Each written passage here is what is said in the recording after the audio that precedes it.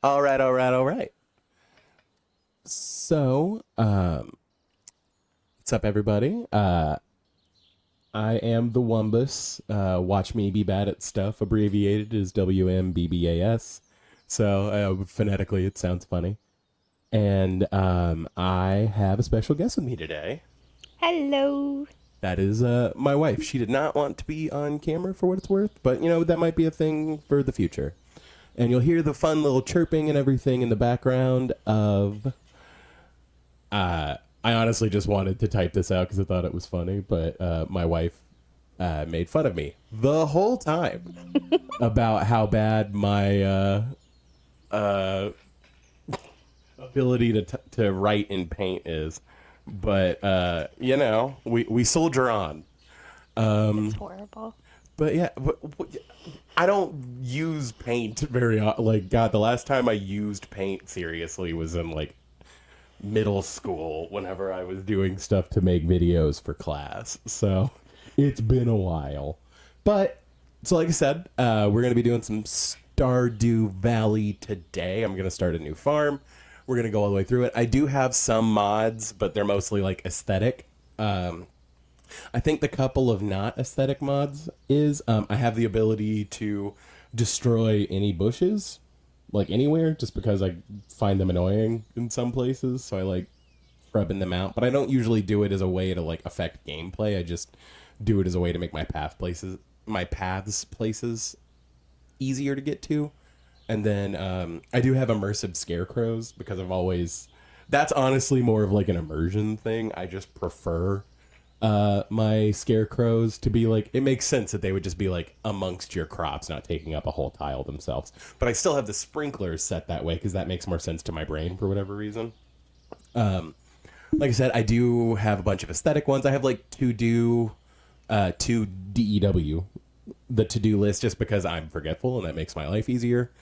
And I'm trying to think if I have any other. I have the tractor mod on here, but I don't like using it because it feels way too cheaty, and I kind of like the grindy aspect of Stardew. The ADHD in me loves the I tractor. know, and that's why I haven't like removed it. I know that you dislike it. I do have like a portrait mod. I have the medieval buildings for Stardew, and the way back ones for the town, and then I have some like immersive dialogue stuff. Again, not stuff that like augments like the play patterns, but like just I've platinumed Stardew. I think I have like 2 or 3 thousand hours in Stardew Valley, so like I've just played this game a lot because I really really love it.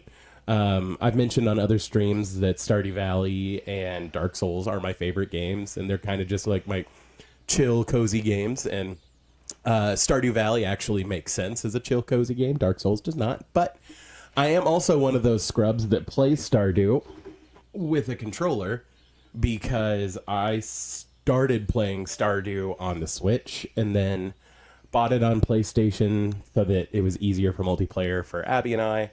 That was how we got perfection the first time, was on a farm together in on the PlayStation. So then I think, what was it?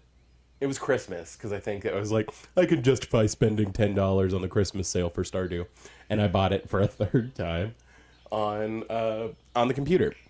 Mostly so that I could do mods, because again, my like personal rule for things is that I don't mod games I haven't platinumed or like completed all the achievements for. I say platinum again because I'm a PlayStation scrub. But like I said, let's get kicking on a new farm, and Abby is going to again, Mrs. WuMMBAS. Let's click over here. Okay, I have cool. trivia questions. She does, and we'll get into those after we get like started. But Oh, you're starting from the very beginning? yeah, I'm just gonna do a whole new farm. Okay. So that people can kind of see my process. I mean, I've played a lot of Stardew. Here, let me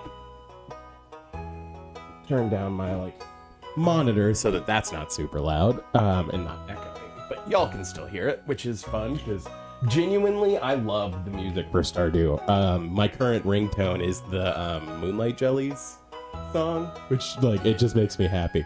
But I think this is gonna be like, I mean, I am gonna work Stardew into the rotation just because I love Stardew Valley, and I've mostly just been playing Borderlands lately. But that's like a recency thing, just because it was the game I bought the most recently. But again, Stardew is like a game I play for fun, so I'm gonna get some input from Abby about what my farm should be. Like I said, usually for like solo play, I use the forest farm. I think most recently I did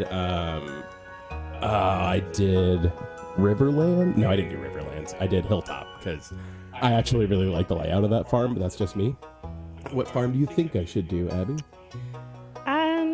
I like the new farm, but Oh yeah, the one that starts you with a coop. I do like that one. either that one, forest, or Four Corners, because Four Corners allows you to have the mining, but you also have the separate spots to be able to really. I will admit, I really like, because I mean we've done a couple of like together farms on the Four Corners. I really like it for multiplayer, but I think for single player, it's a lot to traverse. I do like the Meadowlands farm. I did one farm on that. You want to do the Meadowlands one? I like starting with a coop. Yeah. Let's see if I get the weird Thanksgiving named chickens again. 'Cause that's what happened last time. They're usually food. Yeah, I had like cranberry, turkey, and stuffing, I think, were like my three. So, despite saying that I do use a controller, but, for typing and everything, we're gonna... And then, actually, I'm not... we're gonna drop the CRISPR. Have you seen Social Network, that movie? Yes. Okay, good. You do recognize that as a quote for that. Fun. Okay, and then my farm type is going to be Subsnurb. Why? Because I've talked a little bit about it, but I love Game Grumps, and as you very well know, unfortunately, I've dragged you to their live shows, been to a bunch of Ninja Sec Party concerts, but there was a really long period where I think they still do it to some degree, but it's a little less like goofy. But the end slates for Game Grumps videos used to like misspell subscribe all the time, and one of the misspellings was subscribe, and I've always thought that was funniest. So there we go. And then my favorite thing. Let's see. I was gonna say Sundays, but I don't think I'm only gonna play this on Sundays. I think this is just gonna be. I will say a quirk of me playing Stardew is that I always try to plan routes around perfection, which is a me thing. I just like working toward a goal, and I really like the end game of this. And plus, I think everybody who plays Stardew for a long time kind of goes through cycles where it's like, I'm just going to complete the community center as quick as I can and then reset. Because, I mean, I know you've done that. Abby, if anything, is a bigger Stardew Valley fan than I am. Yes. I mean, like I said, that's a reason why we were playing it together. But, you know what, here, we're just going to... I've never hit perfection on my own, though. And I think that's more that, that's just how you want to play the game. I am super open to anybody playing any game however they want. I got to year 15 and still hadn't gotten anywhere close. The first time, remember whenever we were doing the farm together the first time that we did perfection, I think it was like year 8 or something like that. And I've gotten perfection a few times since then. I was stuck in getting it on year 3 for a little bit, and then I broke the year 2 barrier, or year 4, and then I broke the middle of year 3 barrier somewhat recently. But again, that's not necessarily what we're trying to do. We're just kind of hanging out, I really like this Aussie Shepherd that they put in the game. It's so cute. The one with the bandana. Yeah, the one with the bandana. Okay, I always make my character's eyes purple because I like purple. That's more of a bluey color. Let's slide more this way. Yeah, there we go. Alright, and then we make all pants black I want it to be noted I'm not wearing my glasses or contacts, so I cannot see anything on the screen. It's all blurry. As long as you can read your phone to ask trivia, I think we're okay, Yep. honey. Okay, and then, you know what, because we're kind of recording this for posterity and everything, I think I'll leave the intro, but, I am not this pale, but, like, this pale, right? Like, I'm pretty pale. The sun scares me. And then, hair, what weird color should I make my hair? You already did purple eyes. Mm-hmm. Here, I've got an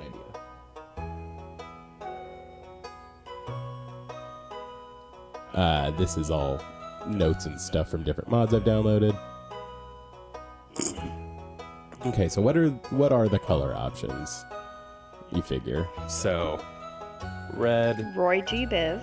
Yeah, red. Well, I guess we're doing that. Orange. Yeller. Roy G. Blue. Indigo and violet are so, like, interchangeable in my brain, so purple. Black. Brown. White. Okay, so, I have a bunch of D&D dice next to me. So, let's randomize. If I could type today. I'm also just, like, the smidgenest of OCD, so I do have to go through and do all of these like Are you this. going to do a D10 and then Yeah. if you hit 0, And you just reroll on reroll? 0. That sounds like a fun way of doing this. Okay, so, I'm trying to think of a way I could, like, show this to y'all without, like, messing up my whole setup. So, you know, I'm gonna let, since, you know, we're just gonna let it happen, and then... Alright, I got a 6, so we are going purple. Cool. Monochromatic. You know what? We're gonna vibe with the monochromatic. It's fine. I'm gonna find a purple shirt. I'm gonna change my pants to purple. We're going hardcore. We're going straight up purple. Everywhere purple. Oh. What did you put as your favorite thing again? Streaming. You should just put purple. Yeah, right. Okay. Yeah. This is like the I'm Blue song, but purple. Okay, so we're just gonna go real hard with this. I think maybe like a little bit darker. Are you going to do some varying shades of purple? I think I should. Just Right? straight Like- monochromatic? I mean, that's gonna be difficult just because I'm not super good at like. Well, I guess the numbers are here. I could match the sliders that way. Yeah, screw it. Monochromatic. I think it's easier to deal with the sliders if I do it this way. 75. Yeah, I mean, if I'm going full monochrome. Let's go full monochromatic purple. I look like Damien Haas.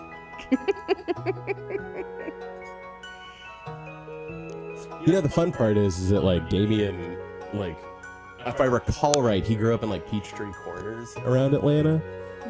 And, like, I also grew up, like, outside of Atlanta. So, like, it is funny that, like, he's, like, in a weird way connected. I think it's funny that Peachtree Corners is like right down the road from where I grew up, so. Yeah, maybe it was Peachtree City. Because I'm pretty sure he said he grew up on, like, the south side of Atlanta. But, I mean, Peachtree Corners is, like, the Norcrossy area. I also lived somewhat close to there. Do we want to do Super Saiyan Trunks hair? Let's see. I genuinely like this hair, if only because it looks cool under hats, and I always wear a hat. I think we're gonna do that. Let's find a shirt that's somewhat purple. Actually, do I just go emo with it? I think I just go emo with it. So Damien Haas. Yeah, I mean, whatever. It's fine. wear a dress. Because then you can get the purple, purple boots. Because I get the purple boots at the end of the thing. That's probably a little much. So we are going to remix the bundles just because I find that more interesting. Did you not want me to remix them? No, I wanted you to remix them because it makes it a little more difficult after you've done it so many times. It just changes the way you plan things. I personally like monsters spawning on the farm. I don't, if only because I kind of like the respite from it.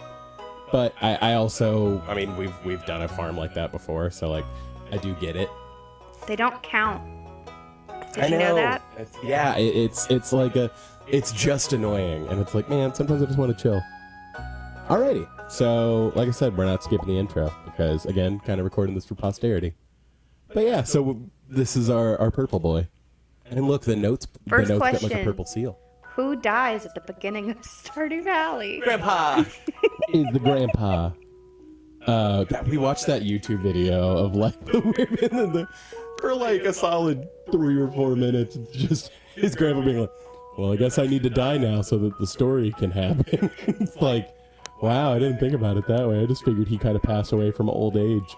But there's like definitely like a time skip between him leaving you the farm and you like moving in, right? I mean, so it's not necessarily like the story. I mean, he does have to die for it to take place, but there's like a good, little bit. But I like to think that it was just left in Grandpa's will that you get this letter to open whenever, you're done with, like, mentally, like you are just done. Yeah. And so you open it and find out that he actually left you the whole farm. Yeah.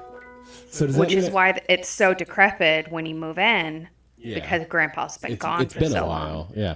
XX years later. So, I mean, it's definitely been more than 10 years. Or one of the X's is a 0. Yeah, I feel like, I mean, why would they put XX if they didn't want you to assume it's been 10 at least? But either way. Also, I love the cowboy. Like, Toy Story didn't really work out for Woody when he became a real boy. I love the skeleton. The skeleton. It kills me. Like, no pun intended on it. Kills me. It's just funny. Also, like, proportionally, the size of these, like, 1980s computers just makes me life. I'm about to say I do actually have to interact with this, right? Dear WuMMBAS, if you're reading this, you must be in dire need of a change. I like the idea that your mother named you WuMMBAS. Right? Do you want to get your glasses and you can read the girl characters, or do you want me to do just a bunch of goofy voices? You can just do a bunch of goofy voices. Okay. I don't have glasses, remember? So, if you're reading this, you must be in dire need of a change. I don't know why I always default to this, like, Legends of the Hidden Temple Olmec voice, but I do, so. The same thing happened to me long ago. I'd lost sight of what mattered most in life. Real connection with other people and nature. So I dropped everything and moved to the place I truly belong. I've enclosed the deed to that place, my pride and joy, Subsnurb Farm. It's located in Stardew Valley. On the southern coast, it's the perfect place to start your new life. This was my most precious gift of all, and now it's yours. I know you'll honor the family name, my boy. Good luck. Love, Grandpa. In the cave of the silverback gorillas. P.S. If Lewis is still alive, say hi to the old guy for me, will you? What a dork. You never do. No, say Grandpa says sup. Well, I mean, Lewis does, like, throw shade at your grandpa. And he's like, your grandpa never really socialized. And it's like, cool. All of you will love me soon. Actually, love me, damn it. In the game I'm playing off of stream, I actually, I'm trying to be more diligent about, like, actually giving people gifts on their birthdays. It's hard to do it in spring and summer, but usually by fall, you've got stuff set up to where you can give gifts. But that's why I always try to make sure I grow, like, at least a starred tulip. Because, like, it's just, it's a perfect gift for Granny. In my tractor game, I make an effort. I made an effort from the very beginning to befriend everyone. Ooh, baby, we are zoomed out. So, again, hey, portraits for Robin. And the MILFs in this game. Not to objectify, admittedly. Like, they're all respectable. NPCs, and I have no upstanding women, upstanding members of their community. Although I do genuinely believe that Abigail is not Pierre's daughter, but everybody knows that Abigail is the wizard's daughter. Definitely the wizard's daughter. I mean, the wizard even hints at it in some of his dialogue, which is hilarious. But hello, you must be WuMMBAS. That's her voice. I'm Robin, the local carpenter. Mayor Lewis sent me here to fetch you and show you the way to your new home. He's there right now tidying things up for your arrival. The farm's right over here if you'll follow me. I think the one thing that's always really upset Using me my is customer service voice for Robin. You come on the bus, but then the bus is dilapidated. Right? This is Subsnurb Farm. Am I saying that right? Subsnurb? Yes. Okay. Shock and surprise at this farm not being well kept, even though it's been left alone forever. What's the matter? Sure, it's a bit overgrown, but there's some good soil underneath that mess. With a little dedication, you'll have it cleaned up in no time. So supportive, Robin. I will say the only downside of this farm is how far away the river is for you to get your water. That is annoying. I usually do it part of my loop of taking care of the things I fill up and then come back, but... Mm-hmm. And here we are, your new home.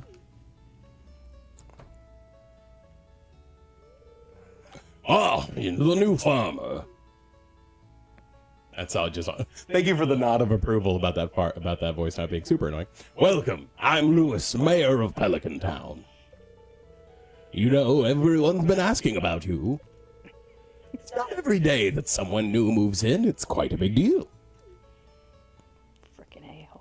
Yeah, I know, and I mean, Lewis is, he's fine. So, you're moving into your grandfather's old cottage. It's a good house, very rustic. And then, time for Grandpa to catch some strays. Rustic, that's one way to put it. Like, geez, Robin. Shade. Crusty might be a little more apt, though. Ugh. Rude. Don't listen to her, WuMMBAS. She's just trying to make you dissatisfied so that you buy one of her house upgrades. Yeah, she's a small business owner, my guy. I kind of get it. Support local business. Right? Anyway, you must be tired from the long journey. You should get some rest. Tomorrow you ought to explore the town a bit and introduce yourself. Maybe cut down a bunch of trees and make a chest and not talk to anyone except for the 2 people you intend to talk to until you get enough hearts with them. Whatever, your choice. The townspeople would appreciate that, especially the 2 people you actually talk to, because you usually don't talk to anybody until the Egg Festival. Whatever. It's just easy to talk to everybody at once. It is. I mean, it's really annoying to chase everyone down, and it's not worth 100 gold. I mean, you just answered a trivia question for me. What's the first festival? Oh, yeah, the Egg Festival. Oops. Oh, I almost forgot. If you have anything to sell, just place it in this box here. I'll come by during the night to collect it. Okay, creep. Jeez. I think this is just going to be my protagonist voice. Any time I think the WuMMBAS would say something, it's going to be like this. No. Why not? I hate it. Good. Well, good luck. This isn't a weird concept of him coming onto your farm. Yeah, it is. No, it's not. So weird. Harvest Moon did it, but they did it strictly at 5 o'clock. Don't get me wrong, that would be inconvenient, but at least that makes sense. Just at 2 a.m. when I push the go to sleep button. Yeah, they're I come to the farm. Oh yeah, you start with hay. Okay, we're gonna edit some stuff because nope, not playing this zoomed out. That's a lot. So I'm fine with all of that. Let's turn the music up a little bit just because, like I said, I do really love the music in this game. Don't care about dialogue typing. Don't want to mute the animal sounds because they're precious beans. Yeah, we got all that. And then let's make this a little bit bigger. Not because I'm blind, but for ease of use. I mean, it makes it easier for me. Right. Yeah, see? Even more so. And then I usually like play around like 125, 130. I'm gonna do 130. I don't really care about the zoom thing right now. Snow transparency. Like that. And then, so like I said, I do have some mods. So we're gonna look through these super quick. This mod just makes like the hat mouse down at the house rotate out, because I always felt bad that he was just there all the time by himself, and so this way he has friends. Leah's statue replacer, so that it doesn't look like that weird like interlocking turd. It replaces it with like a mermaid, which I actually just kind of dig. Beach outfits will become relevant later, but it just changes like the sprites. I mentioned the canon friendly dialogue expansion.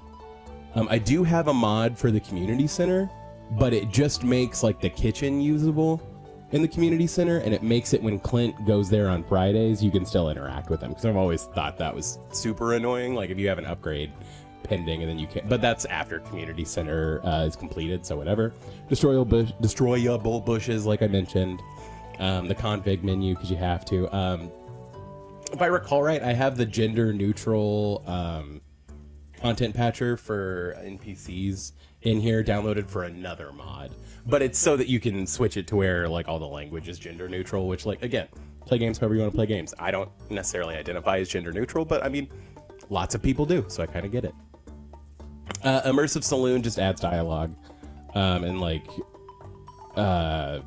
I think you can edit the layout of the saloon, but I haven't done that. I just like having the expanded dialogue stuff. Immersive Spouses, that specifically gives your spouses extra days where they leave the house so that they can like come and go. So it just makes it feel, again, that's more like immersion stuff. Because get out of the house. I'm tired of looking at your face. It's not even that, but Kids Treehouse serves no functional use. It's just like a cool thing in the valley. I'll show it whenever I run through. Little NPCs turns your children into like interactable, and they have like a thing, and it makes them not, you know, just creepy, voiceless things. And I kind of prefer that. You'll see Lovely Kitchen. Toddlers. Yeah, it's so weird. Lovely Kitchen, which you'll see as we move along, but again, that's just aesthetic. Medieval Buildings is aesthetic. Oh, this is one that I have. It shows their locations on the map in the menu. So that's just an ease of use thing. Because, like, I could go look on the wiki and see what their schedule is and do it that way. But, like, this way I don't have to get out of the game. So I see that as immersion, but I could also see how you might consider that, like, cheating. Because that's not, like, a thing. You haven't memorized their schedules yet? No. I've looked at them all, certainly. But, and then portraits for vendors, I have, so that even, like, you know, not Pierre and all those, they all have like an image. That, again, that's just immersion. I like that. I mentioned being able to place your scarecrows actually in with the crops rather than taking up a tile. To do, like I said, just having that to-do list is super useful. We won't be using the tractor mod because I just think it's makes it too easy for me. I do have this on. I know that in 1.6 they added the price catalog so that you could like know the prices of things, but I like this more because it shows you the individual price and the price of the total amount of the thing you're selling. So like whatever. Way back, Pelican Town is just like Medieval Buildings, but it's for the whole town. And then this I had downloaded for something else. So like I said, I have a couple that are like, they change like the gameplay a little bit, but mostly it's you know, aesthetic stuff or immersion stuff. But yeah, so let's go. You don't actually start with any seeds on this farm, which is fine. It just means we gotta go buy some. Go spend monies. Well, I mean, to be fair, I actually don't mind that play pattern just because I have automatic gates. That was the other thing. And that's more of like a personal like thing, just because I find it annoying to have to click the button, but like totally understand. So let's go see what our chickies are named. Shrimp and Tiny. Name them after little beans. Okay. Little small things. Little small things. Are you ready for trivia? I am.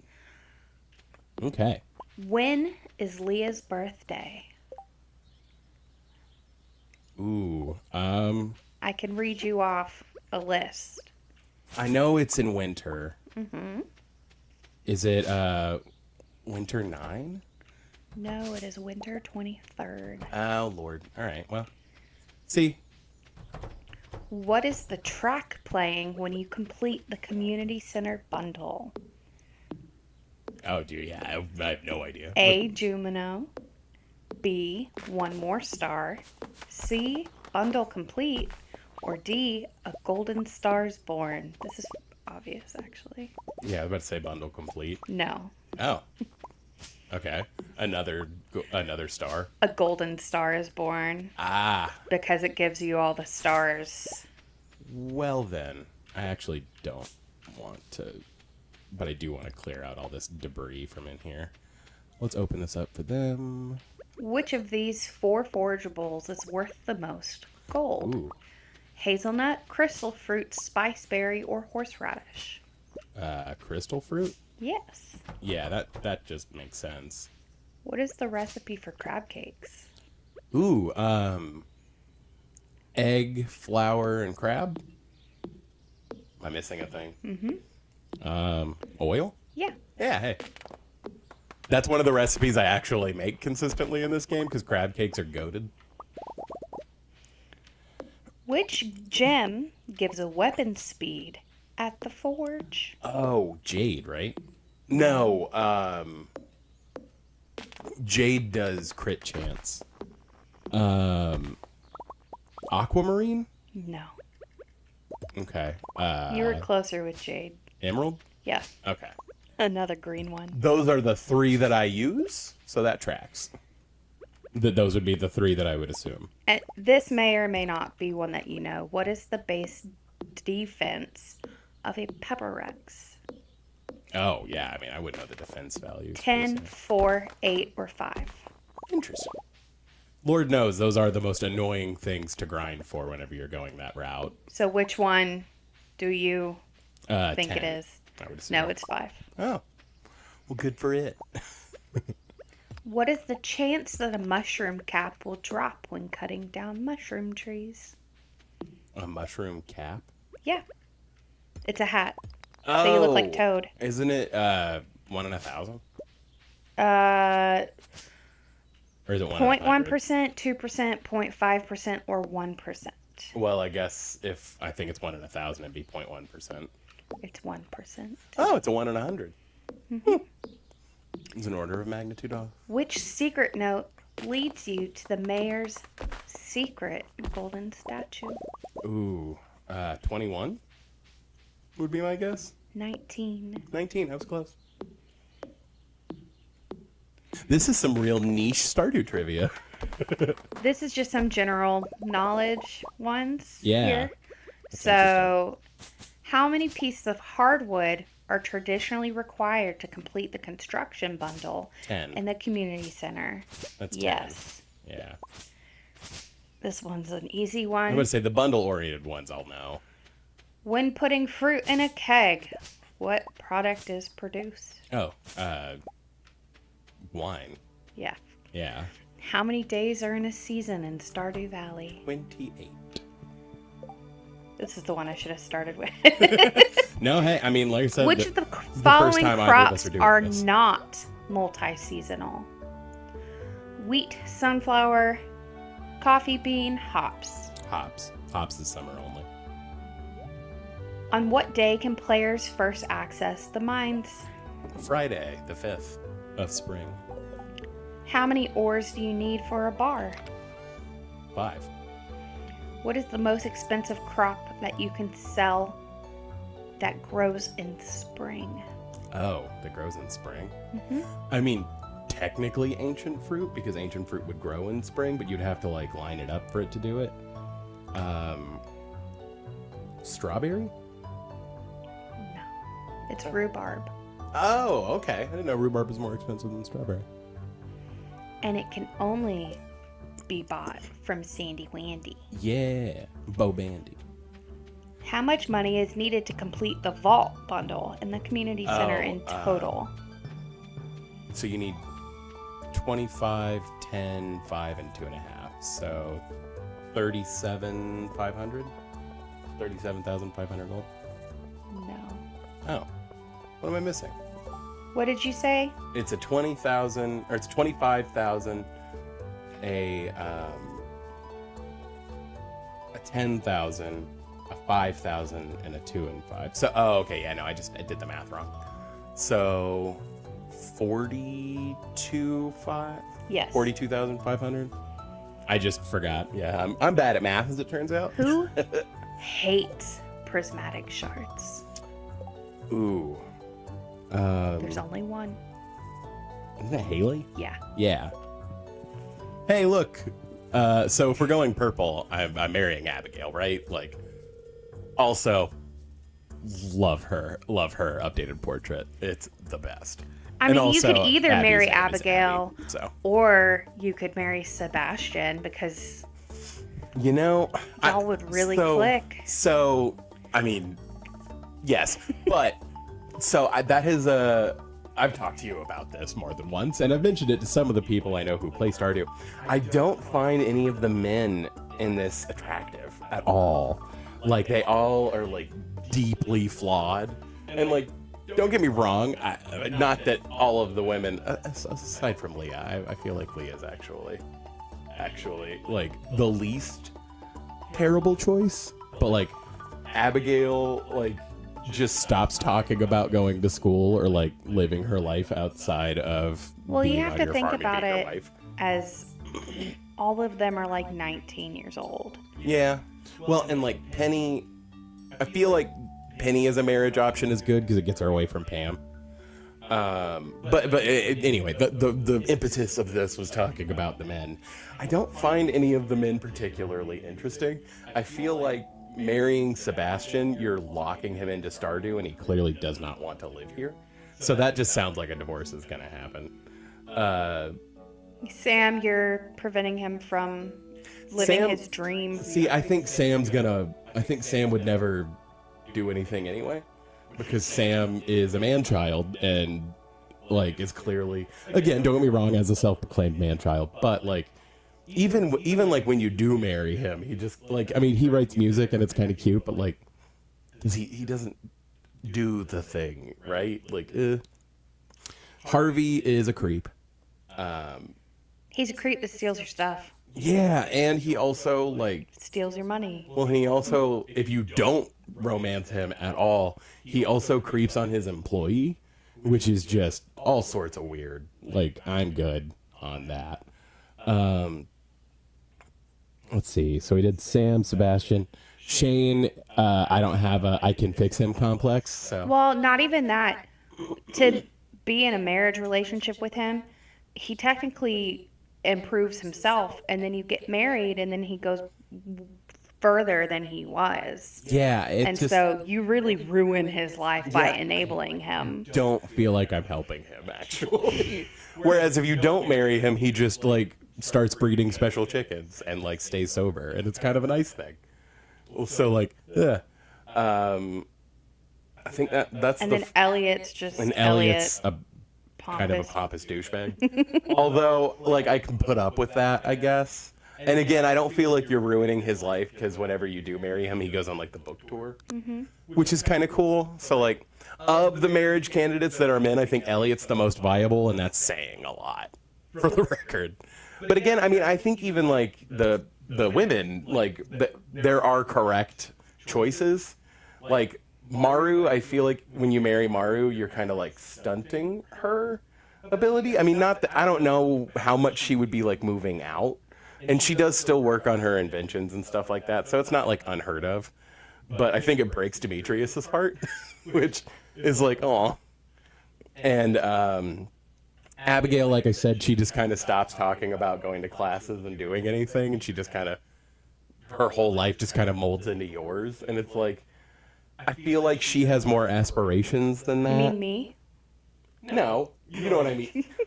You have a job and you live your life. Thank you. That's why I started streaming in the first place. It was because I was home alone, bored after work some nights. But again, I feel like Penny's a solid choice because Penny, it gets her away from her toxic mother. And she still, like, her aspiration is to be a teacher and to, like, teach the kids at Stardew. So, like, that tracks. So it's not, like, the worst choice. Haley, similar to Shane, I'm not the hugest fan of the characters that are just mean to you outright. Well, Haley But, like, also Haley gets better. Haley was never going to leave. Haley That's just wants true. to be a social media influencer. Is You it can do that weird- from a bumpkin farm. Is it weird that we forgot about Alex? Alex is just the worst kind of person, in my opinion. Like, don't get me wrong. I didn't move terribly far from my hometown, but like, dude, like you can't just ride on the coattails of being. I was good at football when I was a teenager, all the way through your entire life. Like, man, you got to do something. And so it's like, But I'm trying to think who else. His story, though, is His story is sad. sad. But he's super self-absorbed, and he's Yeah. not. And like, don't get me wrong. Again, going through his story, he does like start to realize that like self-improvement is a good thing. But like, he was never gonna follow through with that on his own, and that's kind of a bummer. And so like, I'm just not a huge fan of him. Like I said, Haley does get better, and I do kind of feel like you supporting her and, you know, marrying the rich farmer coming to town. Let's see, we talked about Who was Marin. not originally a marriage candidate. Who was not originally a marriage candidate? Mm-hmm. Harvey? Oh. Penny? I don't know. Who? Emily. Emily, really? So Emily, I have a very specific reason why I don't like her. She gets real preachy when you get married. Yeah. Like, dude, it's so awkward and weird. Don't get me wrong, the clothes she gives you, super fly. But, ugh. And like, so like Leah is my favorite. Because, and again, that's honestly, I think like most guys I've talked to that played this game and chose to romance one of the bachelorettes chose Abigail because gamer girl. But you know, I again, it gets a little weird. Also, she feeds your newborn infants chocolate cereal, and like that's not a good sign. But that aside, Children need more sugar than adults for their brains to develop, Derek. Yes, but newborns can't eat cereal. but anyway, that's neither it's here nor mostly that's just a joke. Kokomo. That's a joke. I don't think babies should have chocolate necessarily. Anyway, that's just like a quirk of the dialogue. It's kind of like whenever she eats the quartz when you give it to her, like it's just a quirk of the dialogue. But Leah actually, like, she also is like she's the second most recent addition to the town. She like still pursues her art kind of in the same way that Maru does, but Leah doesn't have the like other family that you feel like you're taking her from. But that's Angle. what marriage is. You are taking I someone know, from but another like, family. but like in the game, like it's not. It would be different if there was like I found a mod that doesn't work with the current update, which I'm sad about. But it's like you can take your spouse on like specific dates, and it's very cute. And like I said, I haven't found a thing to make that work. I want them to make Sandy marriageable because Sandy's awesome. I just don't understand why the community center, like, you finish it and then apart from people going to it, you don't really interact with it anymore. And I Yeah. feel like there should be. So that's one of the that's another part of that community center mod that I have. It makes people use it. Like people will actually be in there and hanging out and stuff like that. So, which is another reason why I like the NPC map locations. But yeah, so the two people I will talk to is the person I'm intending to marry, because if I can get them to 4 hearts before the flower dance I think automatically gives you 2 hearts for choosing them as your dance partner, so it's just a huge boost. And Caroline, because even after the 1.6 update where they have the values of the tea saplings are still a great way to just make money early game. Because basically, until you set up kegs and what are the preserve jars? There you go. And preserve jars, it's just way easier to make money that way. So I know 4 people, and that is all I would like to know. Because buying from Pierre doesn't actually make him talkable. So we're gonna buy thing just to get that moving. I'm going to buy an extra tulip because, like I said, I do like trying to get that together. I have 150 left. Is it worth it to go? Because I don't know what the bundles are going to be yet. I think it's worth it just to go maximum money and do potato seeds. Yeah, I would do potatoes. Yeah, cool. So now I have absolutely no money, which is fine. How many items does a giant crop drop? 15. To 21. Ah, there's a range. Yeah, whatever. Let's go back this way. I was thinking if it was worth it to go up to that patch that's to the left of the community center and chop down all that forage, but like whatever, I can do it tomorrow. The issue is I don't have any stamina. When is Marnie's birthday? Marnie's birthday? Mm-hmm. Ooh, I don't know. I'll give you a hint. It's in fall. Okay. Fall 7th.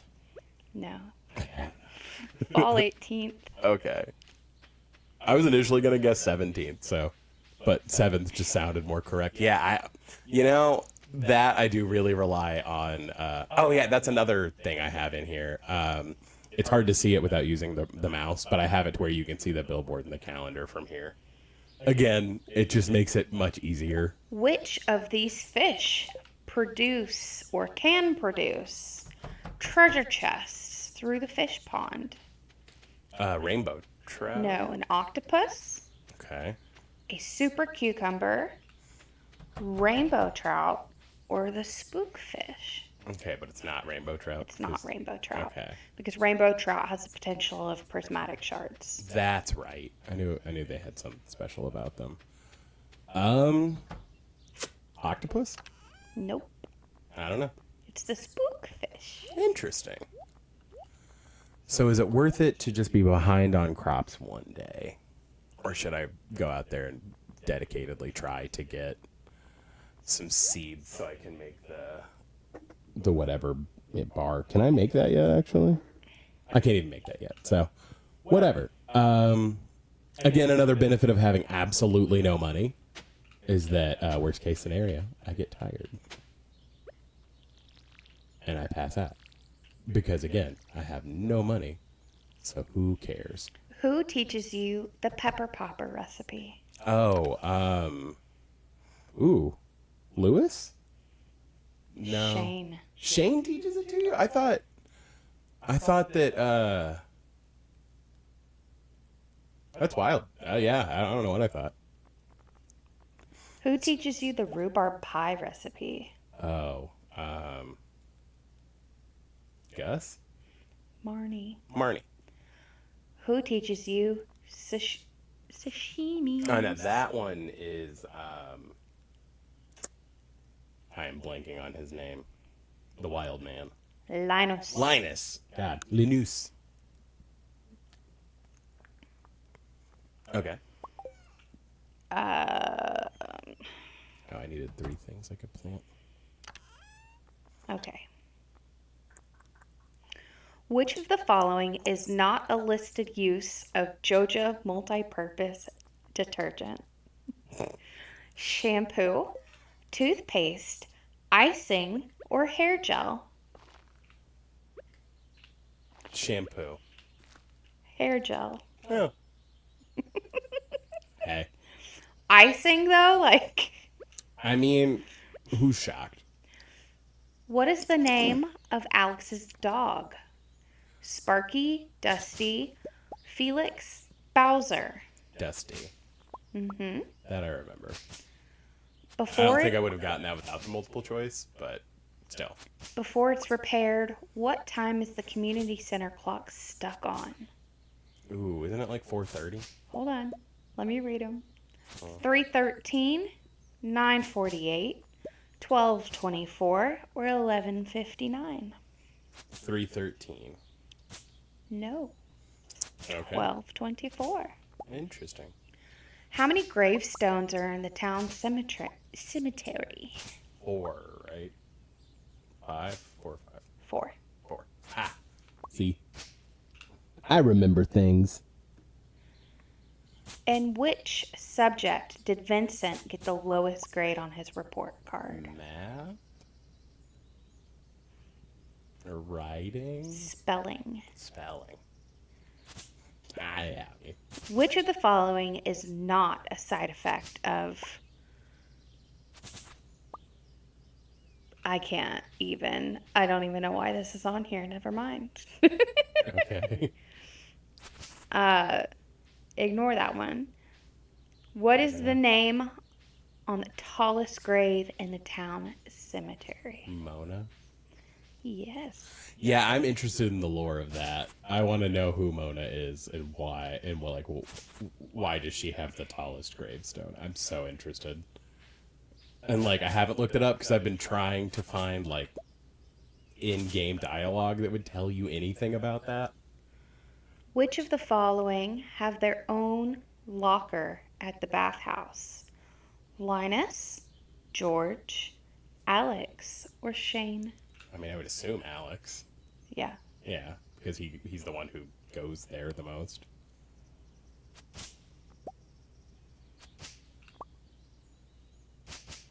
I will say I do really like Penny's, I think it's her 10 heart, where you meet her in the bathhouse.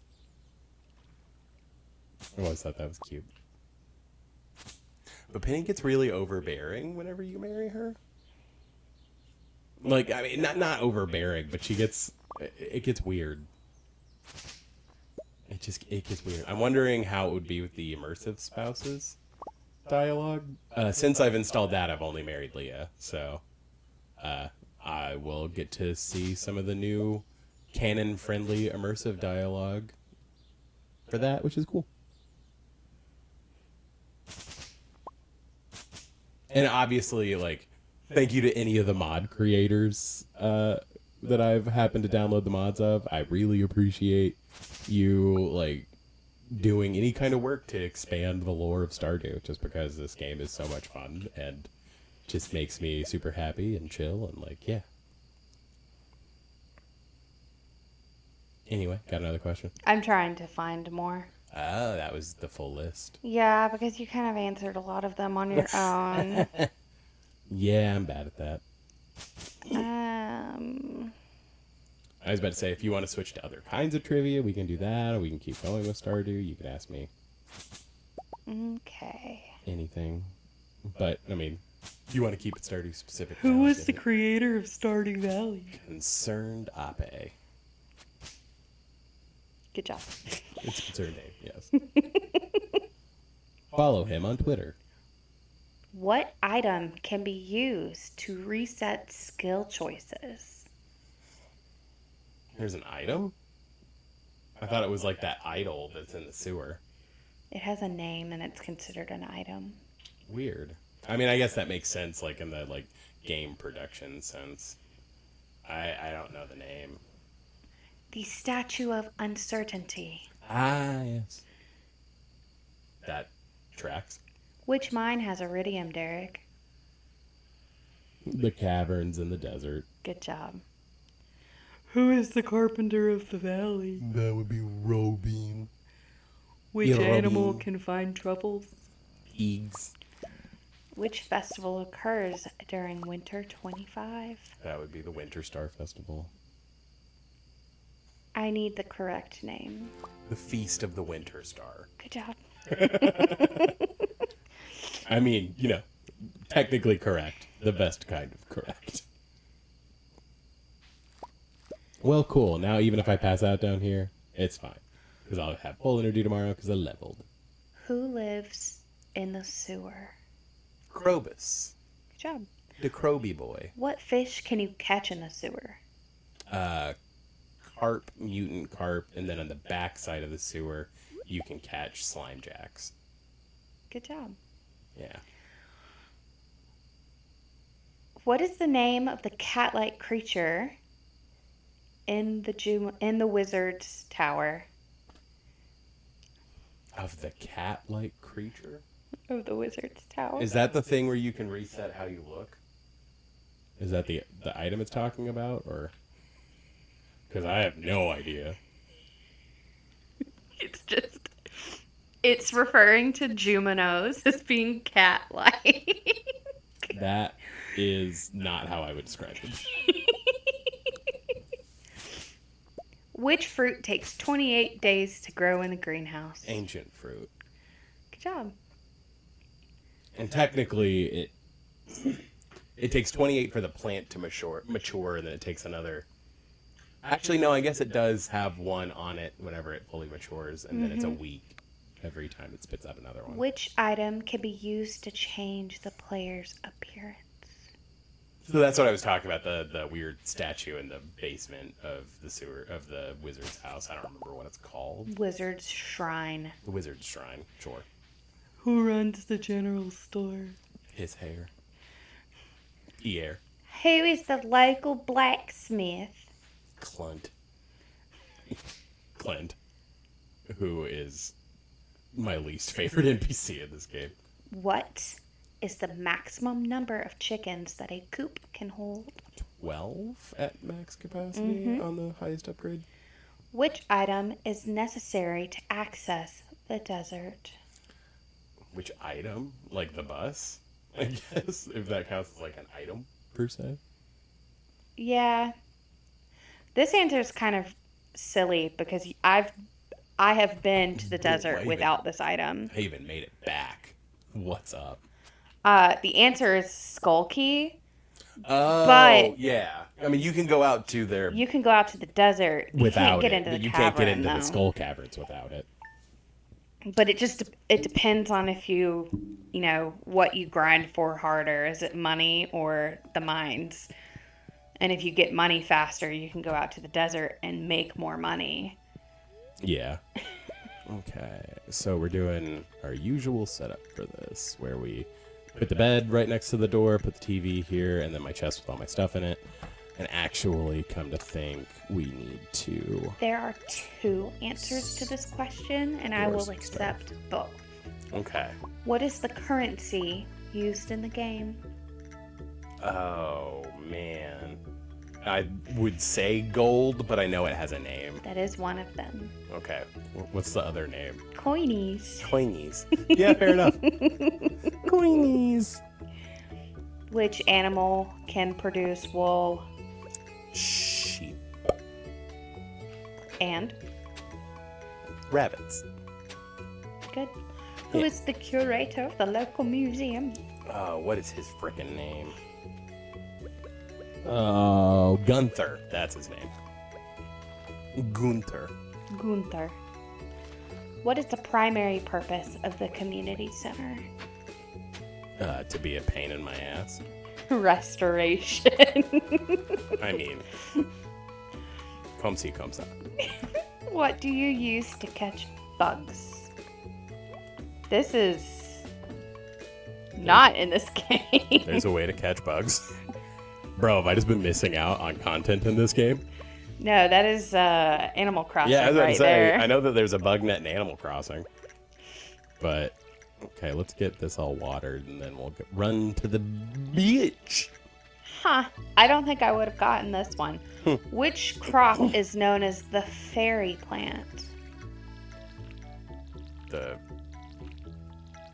fairy rose? No. Or the fairy flower? Ooh. I have no idea. Sweet Jim Berry. Oh, I don't think... I mean, again, that's probably just me not paying attention to, like, dialogue or not asking the right questions at the right times, but I don't think I've ever heard it referred to that. Who is known for their love of diamonds? There are 3. Bro, like, Jody, Marnie, and Gus, right? Those are the 3 that love diamonds? Gus loves diamonds? Yeah. Oh. Evelyn. Evelyn. Oh. Yeah, no, Jody, I Marnie, know Jody, Gus, Marnie. and Evelyn. I didn't Good to know Gus. Yeah, Gus does. Huh. What can players use to warp home quickly? A farm totem. Or The return rod, or the return scepter. which machine turns milk into cheese? A cheese presser thing? Yeah, cheese press. Cheese press. A cheese presser. I'm gonna press all this cheese! What do players receive from Vincent during the Feast of the Winter Star? Oh, yeah.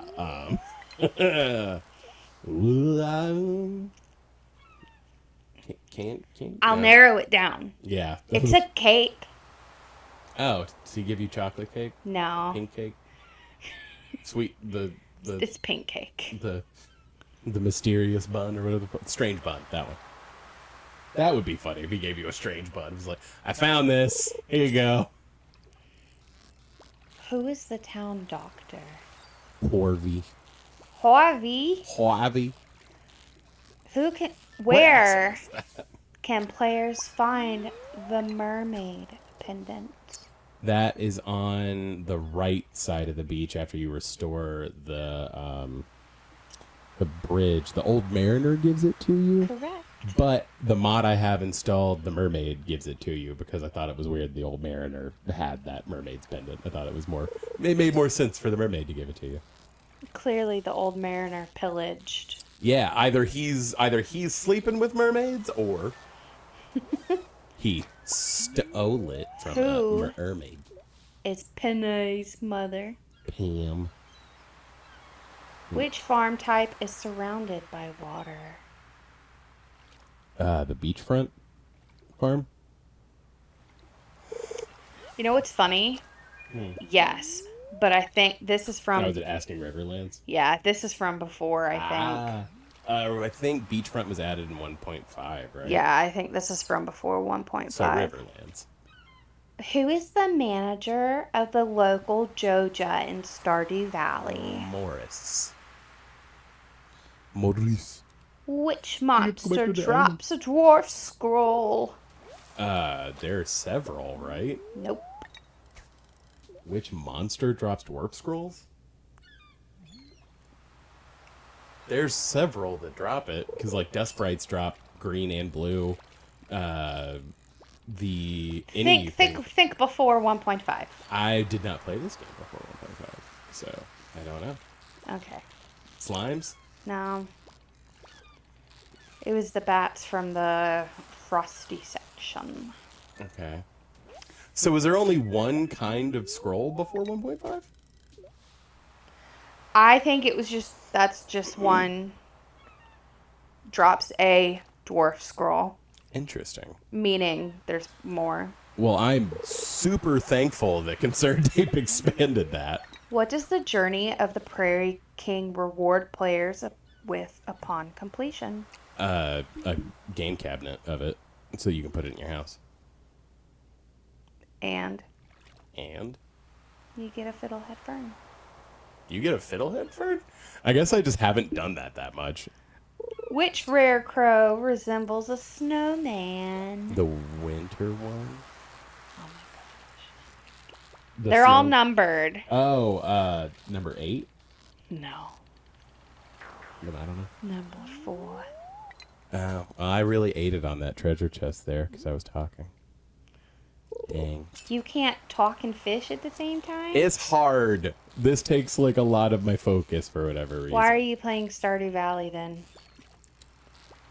I mean, I prefer you not to bring up that I'm bad at video games and probably shouldn't be streaming, but okay. That's not what I meant. I mean, that is kind of what you meant. That's also the premise of your whole streaming. Yeah, I was about to say the whole point is that I'm bad at video games. I was kidding. I love you. I love you. Which character has a parrot as a pet? Emily. Yeah. After her That's sixth heart. not what this one answered is, though. It's Emily. The answer they have written here is a parrot. Is a pirate. Interesting. What is the first level of tool upgrade? Copper. Who sends you the recipe for a maki roll? Linus? Nope. He's Oh. sashimi. Yeah, no, you get the Maki roll from the TV show. Mm-hmm. So Linus can send you maki rolls. So you get the recipe. Oh, you can buy it from Gus. You can buy it from Gus. Or you can get it, watch it on the TV. Yeah, I was going to say you get it summer 14. Or I think somebody, when you reach you? a certain heart level, Oh, I have no idea. sends you the recipe. I have no idea. It is Jody. I have literally never gotten it from her. I always get it. How are you making Jody love you that fast? Diamonds. Man, I hold All on the to diamonds. I hold on to diamonds. Every diamond I give to Jody. Hey. Jody's depressed. Jody needs something shiny in her life. She likes all her clothes designer. I usually have her at almost full hearts before her husband gets back. Yeah, I mean, I guess that's standard. I can't remember. Do I need multiple anchovies or do I need multiple sardines for the recipes later? I think I need multiple anchovies, but I could be wrong. I'd like to sell a couple of things and get some money. But I guess I'm not going to use that money today, so I can do it when I get home. All right, these are all really bad questions. Ooh. Yeah, screw the driftwood, whatever. I am going to pause myself for a second. Okay. What you gonna do? I want a snack. Fair enough. Well, all right then. So, yeah, usually whenever I first get the fishing rod, I just it's kind of warm in here. But usually whenever I get the fishing rod, I spend the whole second and third day fishing because, I mean, I'm usually trying to get a catfish on day 2 or on day 3 just because that's like a fun little challenge. But especially because you don't have to water, you can just kind of burn the whole day fishing. But I know it's probably more economical to fish from the lake, but I usually just start in the oh, I didn't actually come love on you guys, so good. Happy I walked back this way. They don't have eggs yet because they don't produce eggs until later. But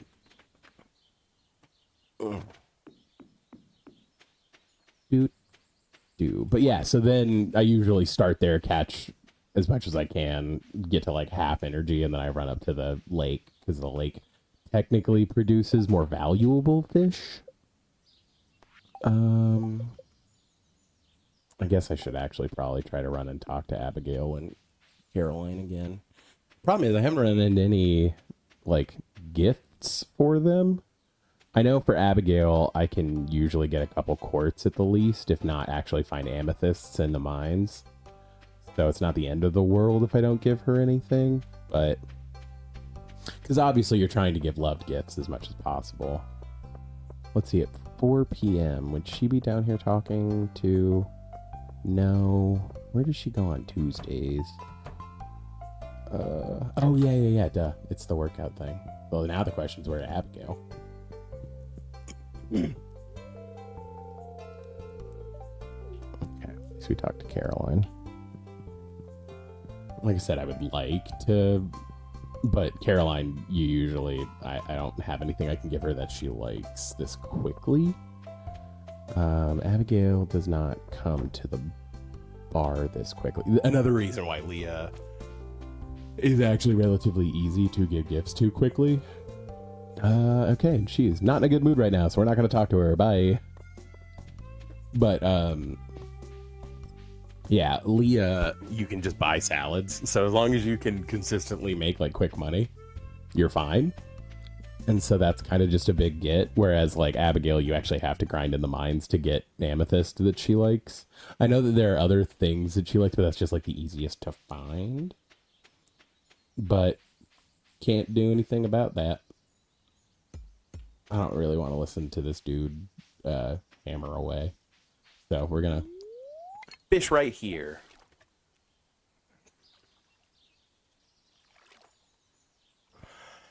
And it's evidently a good luck day, which is lovely. But so yeah, I just hanging out, vibing, relaxing on a Sunday. Admittedly, this is usually what I do on Sundays. I sit and play Stardew and just kind of relax and watch TV with Abby. So this is just kind of a fun thing for us to do together. She should be back momentarily. She needed to take a break for a moment. We got Cookie and Nala just kind of chilling out.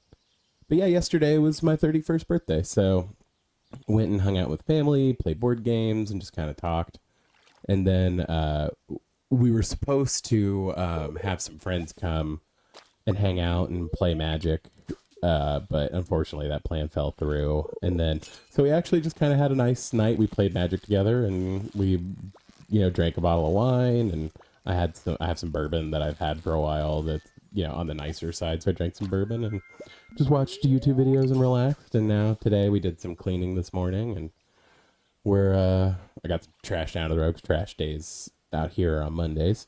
But, we're just chilling and having a good time. That was the whole plan.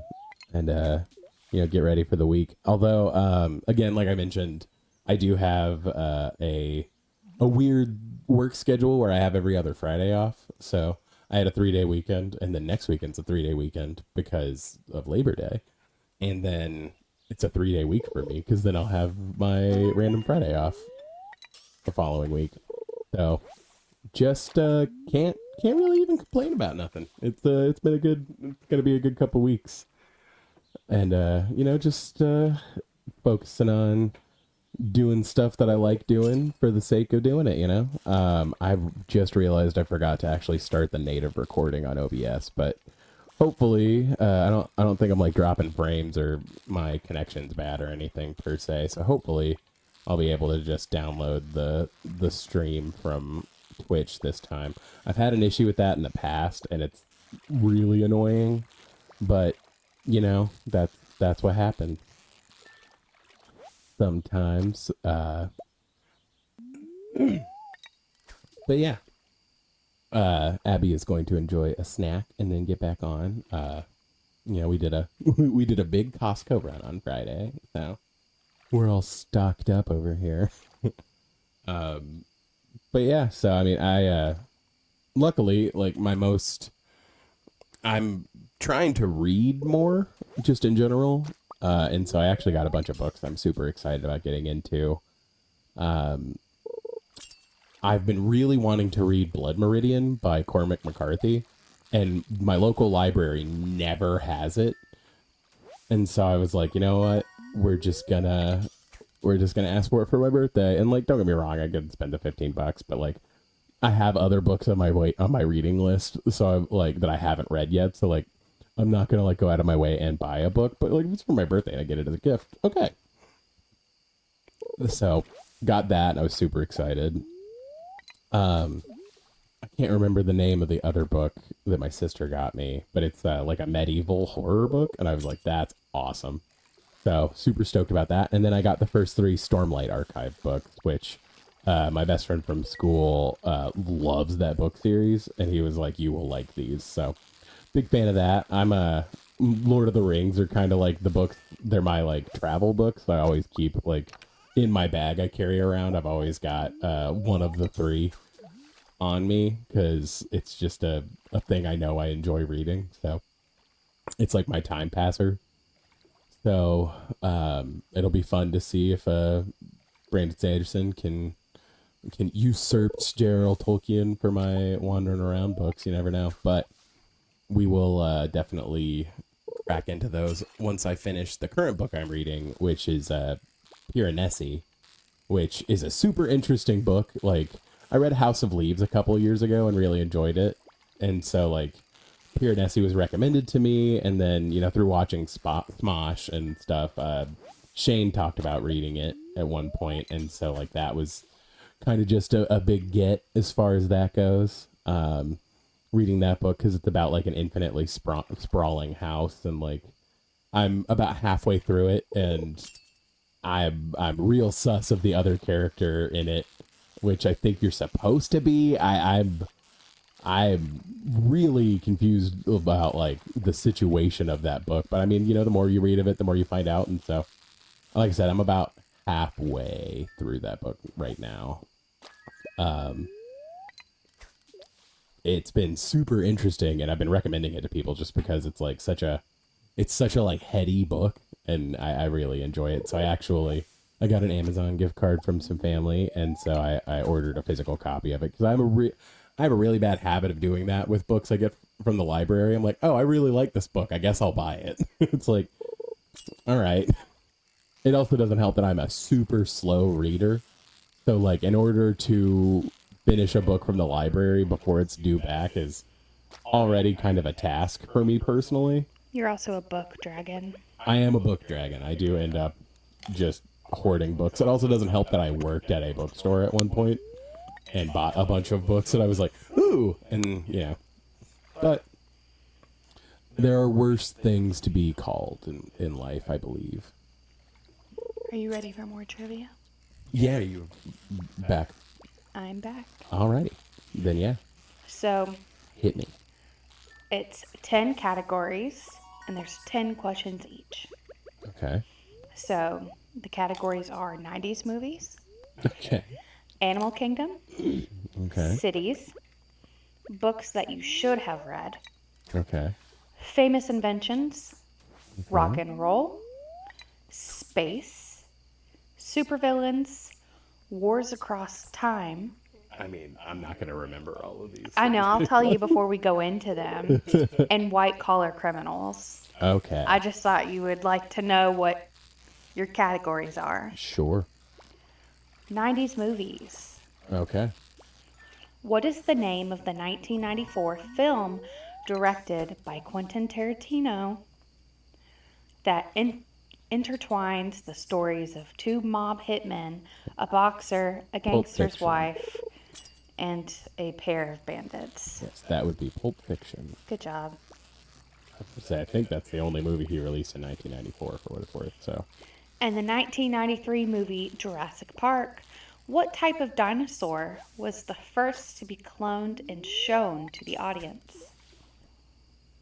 Oh. I haven't actually Watched Jurassic Park all the way through, so it's one of those movies I've only ever seen clips of. Yes, your shocked looks. I'm aware.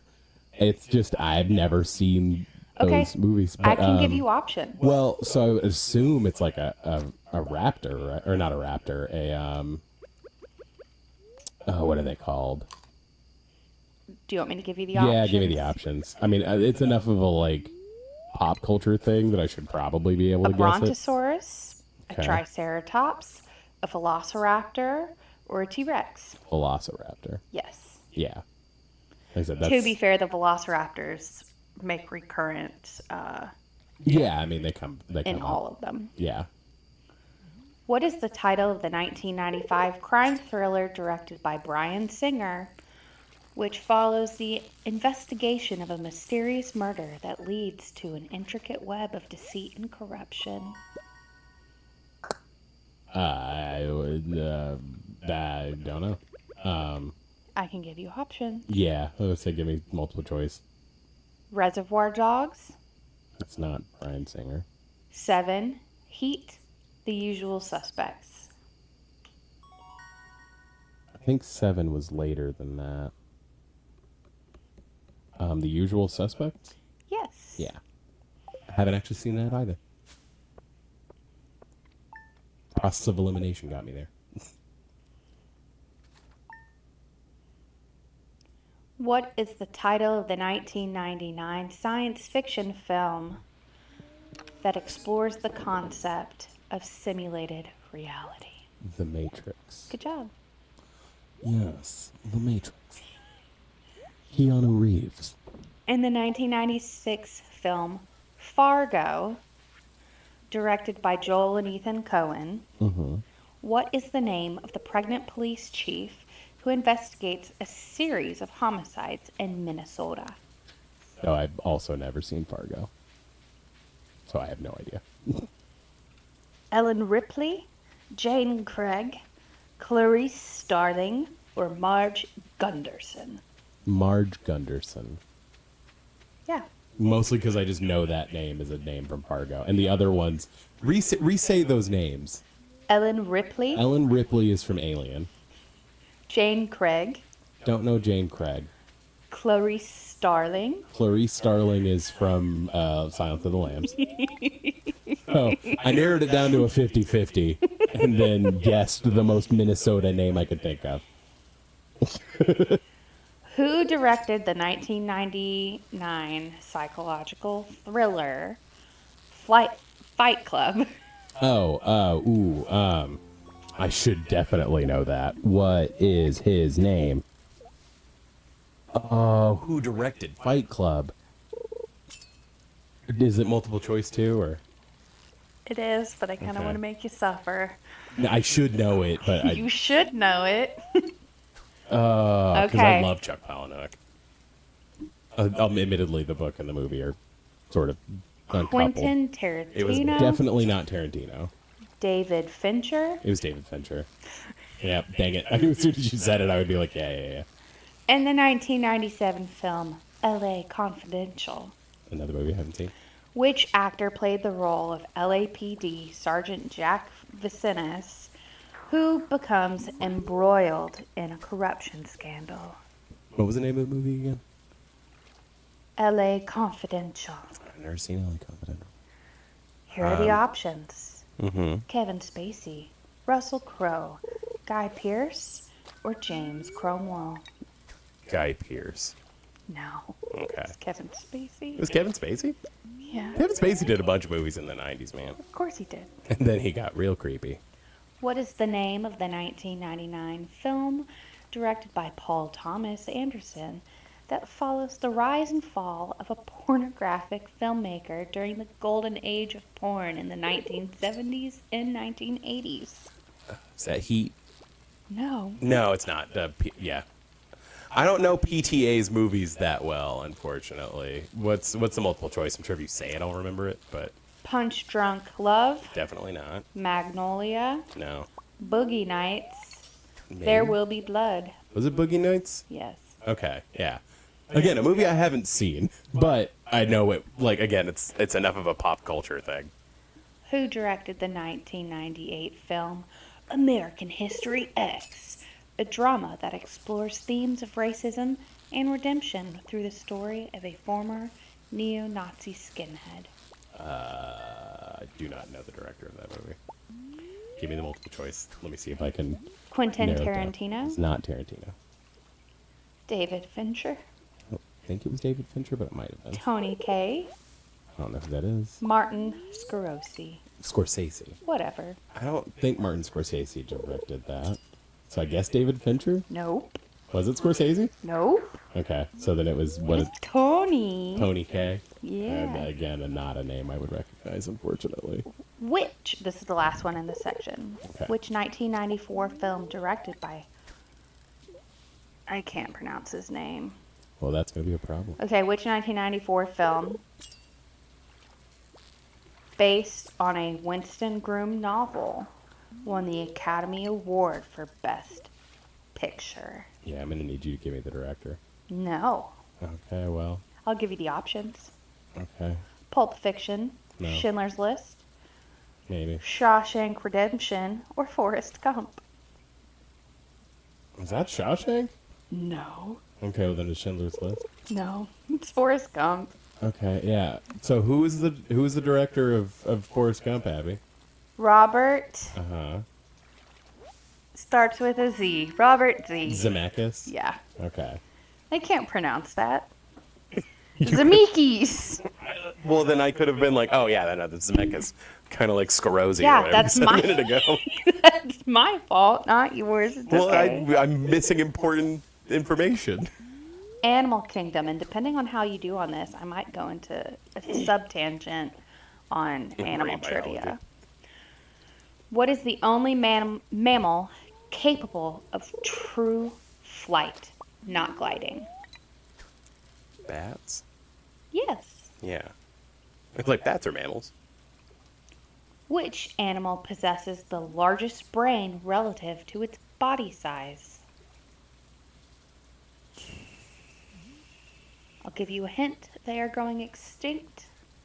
I mean, Also, it is a marine animal. whales? It's a specific whale. Sperm whales? Yes. Okay. Damn. Keep missing these catfish. What is the name of the smallest species of penguin? Puffins? Is there a multiple choice on that? No, they're all the scientific names well. except for the actual one because it's the like what they're better known as. Kiwi? No. I don't know. So puffins aren't penguins. Kiwis aren't penguins. Well, yeah, I know kiwis aren't penguins, but I was wondering if there was like a species of penguin that was like named after that. I don't know. Little blue penguin, but it's also known as the fairy penguin. Yeah, so I'm gonna call that penguin Newt Newt, just so you know. If it makes you feel any better, I did not know the answer to this one Newt Newt. because I thought it was one of the other options. So, which insect holds the record for the fastest flying insect in the world? Bro, I don't even have a form of reference for that. Okay. Dragonfly, hawk moth, housefly, bee. Hawk moth. Nope. Because it's a hawk. You don't like moths. Why would you think it's a moth? I don't know. It's a dragonfly. Interesting. But also thinking about the fact that, like, bees are just not built to... Not built for speed. They just aren't really built to fly. It's a miracle that they do. The physics. Don't they make like little like hurricanes or tornadoes under their wings, basically? Yeah. By moving them so fast? The physics of it is impressive. Yeah, it's not unexplainable like the B-movie script would have you believe. Yeah. What is the name of the small, elusive animal native to Australia that is capable of laying eggs? Platypus? Yes. Yeah. The platypusy. Oh my gosh. Which bird species is known for its ability to mimic chainsaws and other mechanical sounds? I actually know the answer to this one. Bro, I don't. Sounds like a cool fucking bird, though. Okay, you ready? Yeah. Mockingbird, Okay. lyrebird, Okay. parrot, or starling? A lyrebird? Yes. Interesting. They Why can you always mimic lying? any sound, Interesting. and it's like creepy. Hmm. If like I've seen some videos where it's unsettling, and I've seen some that's like, haha, it sounds like an ambulance. Interesting. What is the only species of bear found in the southern hemisphere? Okay. I'll give you a hint. The pandas? Is it koalas? Koalas aren't technically bears. I know. Oh, actually, that my hint doesn't help you because you didn't watch that with me. Is it brown bears? No, Grizzly bears. no. I'll read them off to you. Cutie patootie bears. Panda bear, Okay. spectacled bear, brown bear, polar bear. Okay, so spectacle bear? Yeah. Okay. They're bears that look like they're wearing glasses. Well, I know it's not... I know it wasn't the brown bear or... Man. Or panda. Or panda, because I said both of those a second ago. Which animal has the most complex eyesight in the animal kingdom? I can give you a list. Let's say, isn't it cicadas? No. Okay. Mantis shrimp, eagle, owl, cuttlefish. Mantis shrimp. Yes. Yeah, that tracks. What is the name of the largest living species of turtle, known for its distinctive, rigid shell and often found in tropical and subtropical oceans? The Galapagos turtle? I don't know. Because I'm not visible, the eye rolls. Yeah, I don't know. I'll give you 4 options. I don't know turtle species that well. Hawksbill turtle, Okay. green sea turtle, leatherback turtle, or loggerhead turtle. The Hawktua one. Hawktua. No. I don't know. Leatherback. Oh. Okay. Bro, we might be resetting the day. Because It's easier to catch them under Sam's house. I know. Which creature holds the record for the longest migration journey of any animal? Salmon? Let me give you the options. Okay. Sockeye salmon, Okay. monarch butterfly, humpback whale, Arctic tern.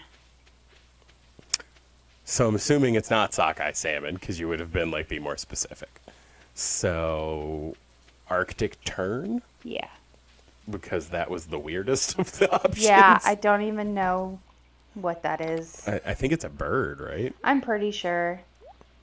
I mean, who knows? Right? I know that back in the day. Okay, we are gonna have to sell some of these. What is the name of that fish?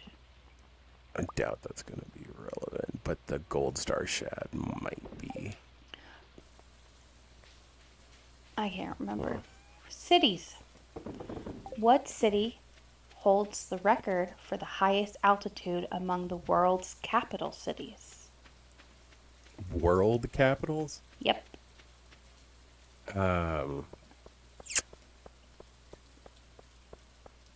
Give me the continent. I can't do that. Okay. Is it? So it's not Europe. I don't Then- know. So I would assume it's It doesn't- Asia. So what's the capital of Nepal?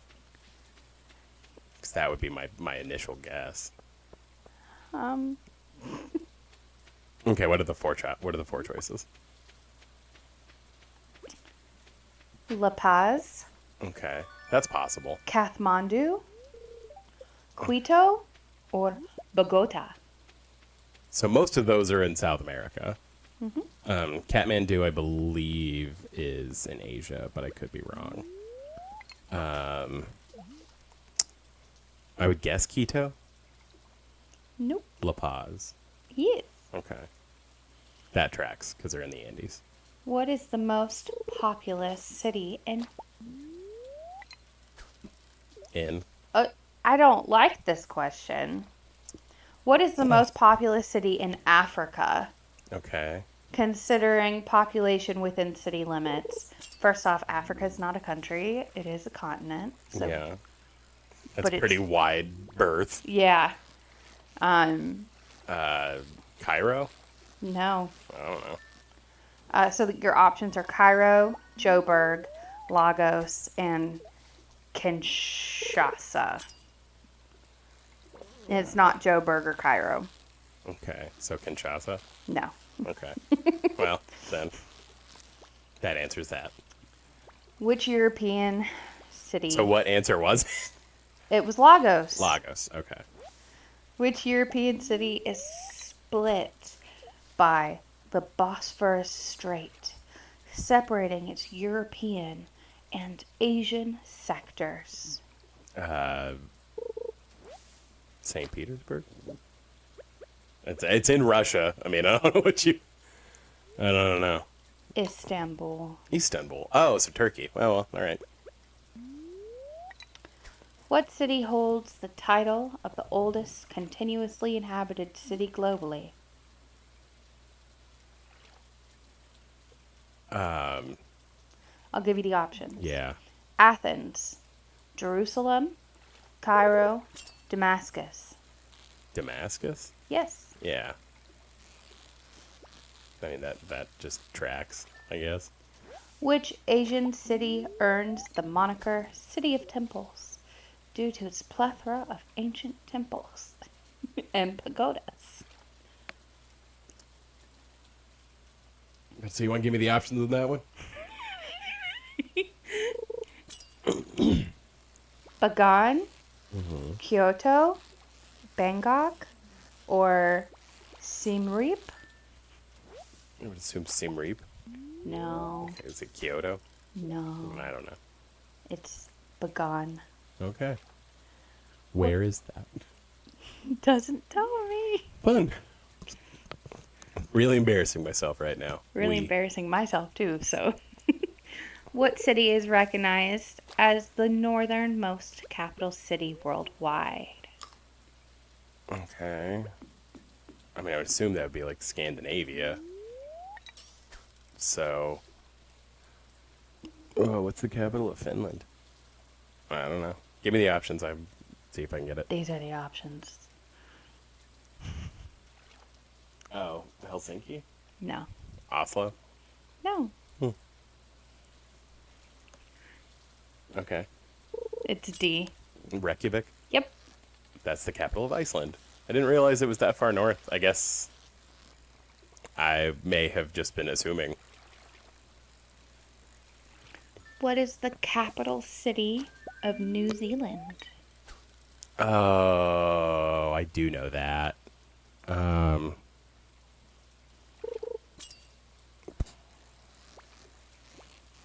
Give me the options, because I know it. Gordon Ramsay makes a mean one. Oh, Wellington? Yeah. Yeah. I didn't want to give you the options. So I gave you a hint. Was it bad that my brain only said Christchurch, and I was like, that's because there was a shooting there. It's not the capital. So the options were Auckland, Christchurch, Wellington, and Queenstown. So you would have said Christchurch. Yeah, I think I may have messed up and would have said Auckland, but Which it's Wellington. You're right. city in India is home to the iconic Taj Mahal? Oh, yeah, I think you might have to read me the options for that. Because I know it, but I don't think I know it off the top of my head. Mumbai, Delhi, No. or Agra? Agra. Correct. Correct. Okay. I was nodding my head. Yeah, I Sorry. knew it wasn't. Delhi or Mumbai. What is the city? Which city is often referred to as the Pearl of the Adriatic for its stunning coastline and medieval architecture? The Adriatic Sea's off of Greece, right? I don't remember. Seeing as how the options are pretty, Grecian? yeah. Okay. So what are the options? They're pretty Mediterranean. Venice, Mm-hmm.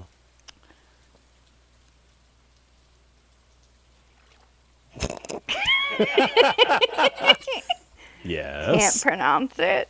Okay, sound it out. Dubrovnik, Okay. Athens. The other one doesn't matter. Dubrovnik? Yes. Okay. Again, that was process of elimination. I knew it wasn't Venice, and I knew it wasn't Athens, so. Trieste? Oh, yeah, no. What is the capital city of Kazakhstan? Known for its modern skyline, cultural landmarks, and Euro-Asian heritage. Don't know. All of my knowledge of Kazakhstan, unfortunately, comes from Borat. So, I'm assuming not an accurate portrayal of life in Kazakhstan in any way, shape, or form, so. Almaty, Uh-huh. Bishkek, Mm-hmm. Astana, Mm-hmm. Tashkent. Ashkana? Yeah. Okay. That sounded the most capitally. Because, yeesh. Well, I mean, I was able to catch 3 eels, which is enough for the 2 recipes and Just in case it comes up in the bundles. How are so. you with authors? Will you know books from authors? Yeah, I'm okay. It just depends. Okay. Like, I have a pretty cursory knowledge of most things. What is the title of the novel by Fyodor? Fyodor Dostoevsky. Yes. Okay. That follows the psychological turmoil of a man, a former student who commits a murder. Is that War and Peace? Or is that Brothers Karamazov? So What's the other one? Yeah, give me the option. So the one you said, Brothers Karamazov? that is A. Okay. B is Crime and Punishment. Oh, it's Crime and Punishment. That's what I thought. Good job. Yeah. I was like, it wasn't War and Peace, it was Crime and Punishment. In George Orwell's dystopian novel, what is the ruling entity that governs Oceania in 1984? You've read 1984, Yeah, right? I have. I'll read you the I can't remember if options. it was just called Big Brother or not. Okay. The Brotherhood, Mm-hmm. the Regime, Mm-hmm. the Council, the Party. I think it's the Party. It is. Yeah. Man, I haven't read 1984 in a really long time, though. So good. Who is the author of the novel To Kill a Mockingbird, which explores themes of racial injustice and moral growth Dude, what is her in the name? American South? If you say her name, I will absolutely be like, that's it. So the problem is that you said her. Yeah. She is the only one on this list that is a lady. Oh, well, I mean, well then give me a second, because what's? Oh man, who wrote To Kill a Mockingbird? Her last name rhymes with ours. He? It rhymes with it. Yeah, it's close. Is it Lee? Yeah. Yeah. I don't remember her full name. Just read it to me. That's fine. Harper Lee. Harper Lee. The There we op- go. Here are the options it gave me. F. Scott Fitzgerald, Okay. John Steinbeck, Nope. Ernest Hemingway, Nope. and Harper Lee. Yeah. That's a. That's, Even if you hadn't read To Kill a Mockingbird, you like- would have Well, I mean, you may taken not have. Fitzgerald out, You may not have known that To Kill a Mockingbird was written by a woman, I guess. but you wouldn't have done Hemingway or Fitzgerald. And then you'd think back to Steinbeck, Yeah. and I mean, that's not really Steinbeck's writing Exactly. style. But again, you would have had to have read the book to know that. But that is interesting that those are the options. what is the title of the science fiction novel by Oh, why? Yes. I have a pause. If you want me to read it. Stanislaw, but the L has a hash through it. Lim, that explores the challenge of communication with an extraterrestrial species. Oh, What was the? because it was a movie with Rachel McAdams, right? I don't know. I can read you all the answers. Yeah, read it to me. The Futurological Congress, I don't think so. Solaris, Maybe. His Master's Voice, The Invincible. Solaris? Yes. Yeah. Okay. Which novel follows the journey of, oh gosh.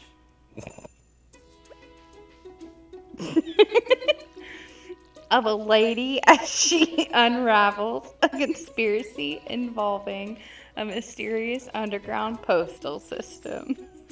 Okay. Yeah, I'm not gonna be able to guess that off the bat. I know. so. The novel was written by Thomas Pynchon, Okay. The name doesn't ring a bell. and the lady's name is Oedipa? Yeah. I would say you could read me the options and I could try to process of elimination. Gravity's Rainbow, Okay. V. Period, Okay. Mason and Dixon, The Crying of Lot 49, I have absolutely no idea. Mysterious Underground Postal System. The Mystery of Lot 49, Yeah. I guess. Yes. What is the title of Aldous Huxley's dystopian novel that portrays a futuristic society where human beings are genetically engineered and classified into castes? That would be A Brave New World. Yes. a book that I've read and could not tell you more details about it other than they were pod people that survived almost strictly on drugs. So the options were Fahrenheit 451, Yeah, hard no. Brave New World, Handmaid's Tale, Animal Farm. Well, those were all books I had to read in high school. Same. But again, I don't remember any of them from Brave New World or anything from Brave New World or 451. I remember Fahrenheit 451 fairly well. And then I do, like I said, I know that I read Brave New World, but I think even like when I was writing the paper I had to write about it, I think I ended up like using like Wikipedia or SparkNotes mostly because I was like, I don't remember this at all. I think I had to read 3 books that summer, and I think that was the 3rd book I read. Because I think that same summer I read 1984 and The Road. So, and again, I was talking about it earlier. I clearly really like Cormac McCarthy, and I recalled things about 1984, but A Brave New World I get confused with other books. Ironically, not ones that I read that summer, but...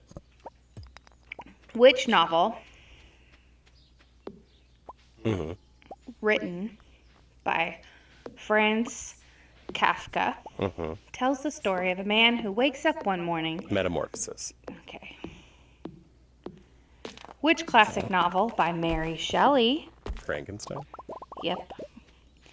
In Margaret Atwood's dystopian novel, The Handmaid's Tale, Yeah. what is the name of the protagonist who serves as a handmaid in the Republic?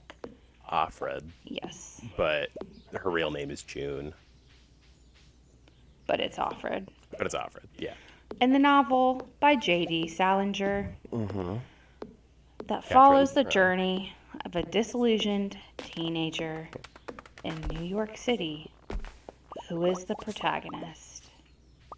Holden Caulfield. Good job. Yeah. Catcher in the Rye. Again, never actually read that book. It's just such a part of pop culture that I just knew that. I might skip inventions. I mean, you don't have to. What British inventor is credited for developing the concept of the world's first programmable computer? Oh, Alan Turing. Nope. Oh. The analytical engine in the 1830s. Oh. So Okay. the one you just said Yeah, Alan Turing was during World War II. is the first one on my list. So A. And it's And then that's it's not it. Ada Lovelace, Charles Babbage, and John von Neumann. John von Neumann. Nope, it's Charles Babbage. Okay. Who invented the first mass-produced practical sewing machine in 1846, revolutionizing the textile industry? I would assume Singer, but Nope. I could be wrong. Okay. So Singer's the first one. Okay. Elias Howe, Walter Hunt, or Bartholomew Was it Elias the Howe? Moner. Was it Elias Howe? Yeah. Okay. That name is super familiar to me, but What? I don't think I would have pulled that out of my ass. What French chemist and microbiologist Marie Curie? is credited with the namesake discovery that revolutionized food preservation? Oh, Louis Pasteur. Yes. Yeah. But Marie Marie Curie Curie. was on here. Of course she was. Again, they put French and that was pretty much a shoo-in. So Known for her pioneering research on radioactivity. that's Marie Curie. Good job. But just to keep you abreast on what I'm doing in Stardew, I blew all my energy chopping down trees and watering my plants. So now I'm just kind of scrolling around looking for forageables. And yesterday I did not catch a catfish, which is a bummer, but Womp not womp. not imperative. It's just, nice to get that crossed off the list. But it will hopefully rain more. God, you've had summers in Stardew where it's or you've had seasons in Stardew where it just decides not to rain. It'll rain once for you Yeah. to get your hopes up, and then it Yeah, won't and rain then again. you're just boned. It's like great. that happened to me not recently, but like Oh, no, I think it was 2 runs ago. It just decided to not rain at all in fall, so I had to wait till spring to marry anybody. It was like, great. I can't believe I haven't found a daffodil yet. That's obscene. Yeah, the other reason Wednesday you just spend the whole day fishing is because if you're trying to marry Abigail or just push Caroline forward, they don't leave Pierre's shop. So you're kind of out of options. I guess I'm gonna go north. Like I said, that's weird. Like, I usually daffodils are pretty easy to get your hand on, and it's just a good, easy gift to give Caroline. Are you ready for more? Yes. What Austrian neurologist is credited with inventing psychoanalysis, a clinical method for treating psychopathology? That would be through... Sigmund Freud. Okay. You weren't even going to let me finish any of these. I mean... Name the company that introduced the first commercially available lithium-ion battery in 1991. That I'm not 100% sure about. All right, I'll give you the options. Please do. Panasonic, Sony, Duracell, or Energizer. Duracell? No. Energizer. No. So Panasonic. Then. No. It was Sony? Yes. I thought Sony was based in Japan. It says name the company that introduced the first commercially available lithium-ion Well, all battery. right then. It Boy, doesn't I'm say really anything losing about my PlayStation. countries. I thought it did. So I'm really losing the PlayStation cred right now. What is the name of the French physicist who invented the electric battery and discovered several elements, including sodium and potassium? I don't know. Joseph Louis Lagrange? Jacques Charles? Okay. Jacques. Jaquiz. Please. Anton Lavoisier, Andre Marie Ampere. Ampere. Nope, Okay. it was C. Got it. In what year was the World Wide Web invented, revolutionizing the way information is shared on the internet? 1983? You aren't going to let me give you the options? I was just going to throw out a year as a guess. 1979, 1984, 1989, 1991. 79? No. 84. Oh, no. Well then, okay. It's 89. Okay, well, see. If you had Sure. not answered, I would have given you a hint. It said Taylor Swift. That would have been a solid hint. What scientist developed the first successful polio vaccine in the 1950s? Jonas Salk. Good job. Yeah. That one I just knew off the top of my head, at least. What inventor is credited with the discovery of penicillin in 1928? Oh, I know this, but You better know it. it's not coming to mind. Read the options and I'll tell you. They're all of them except for the correct answer has already been listed I mean, as okay. answers. Okay. It's Alexander Fleming. Ah, yes. All right, rock and roll. Okay. In the song Stairway to Heaven, what mystical object is mentioned that is said to be brought with a bustle in your hedgerow?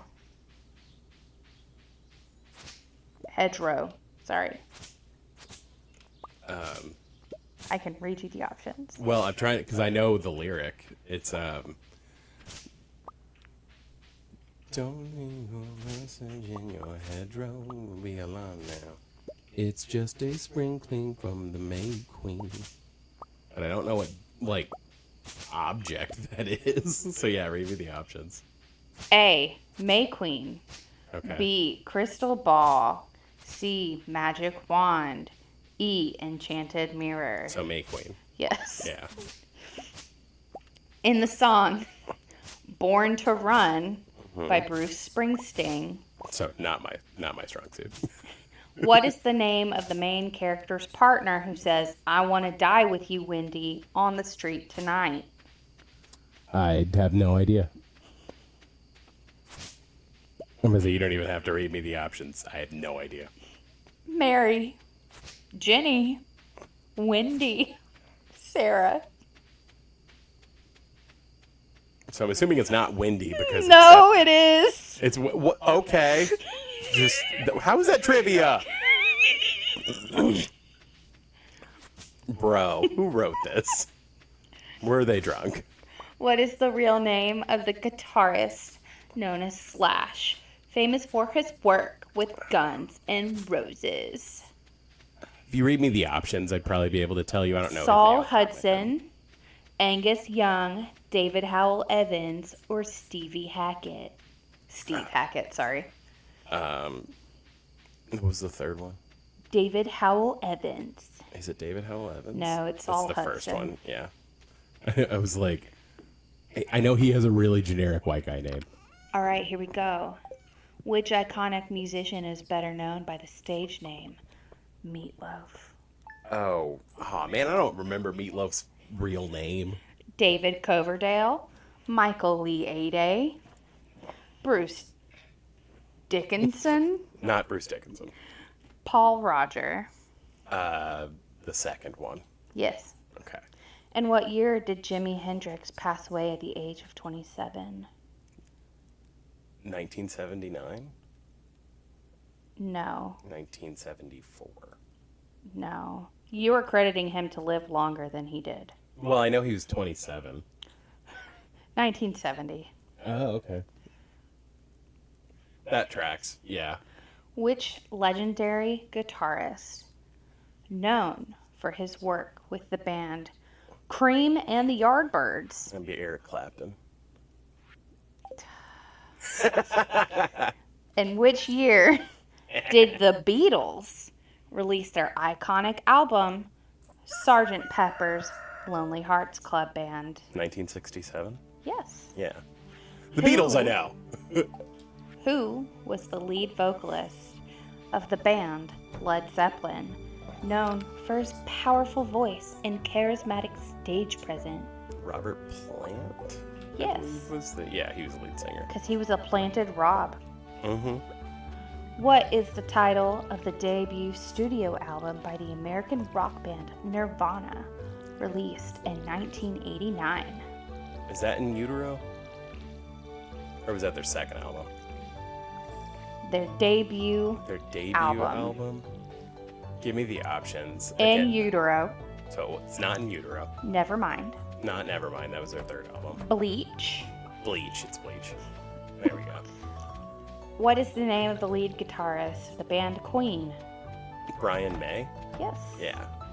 All right. That, Queen slaps. Like, that was the that was the rock section. so that was the section that you did the best on. Big shock. Who would have thought I'd know a bunch of like classic rock questions? It was me. I knew it. All right. I will go ahead and tell you some of these you're going to just want me to give you the options. Okay. Because I don't know how much you know about space. I know how much I know about space. I know a fair amount about like astronomy and stuff like that, so it's Okay. not impossible. What is the name of the closest star to Earth besides the sun? Beetlejuice. No. Alpha Centauri.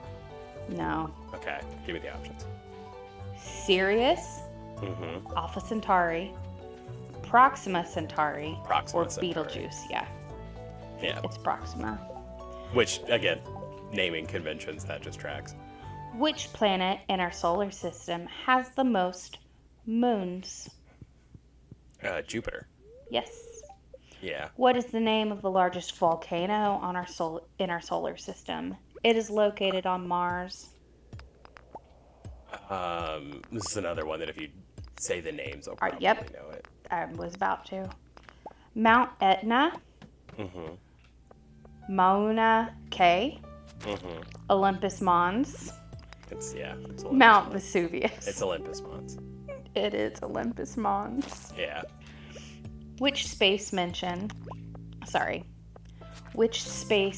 mission successfully landed humans on the moon for the first time? Apollo 11? Yes. Yeah. What is the term for the point in a planet's orbit around the sun where it is closest to the star? Read me the options. Aphelion, perihelion, equinox, solstice. Solstice, right? Nope. Aphelion? Nope. Perihelion. Yes. Because equinox is not it. What is the name of the spacecraft launched by NASA in 2006 to study Pluto and the Kuiper Belt objects?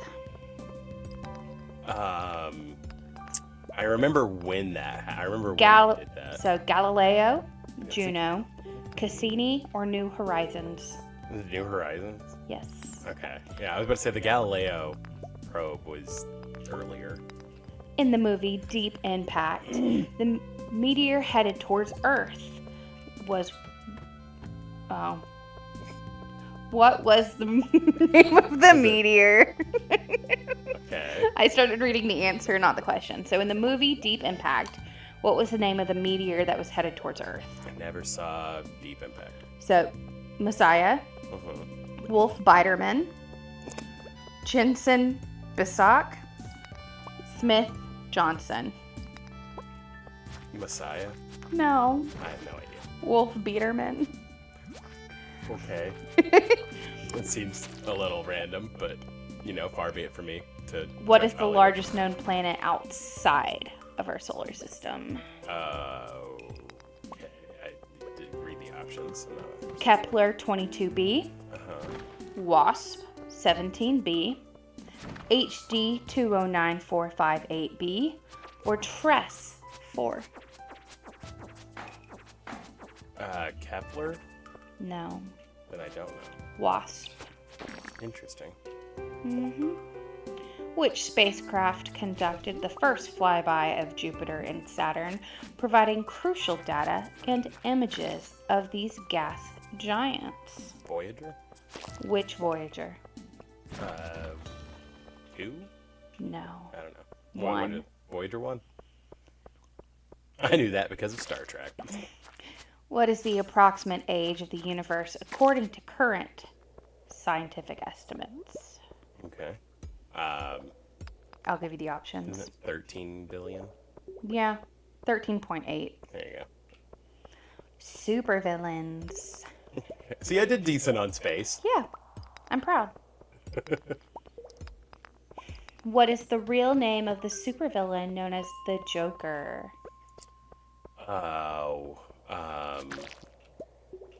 It's Jack.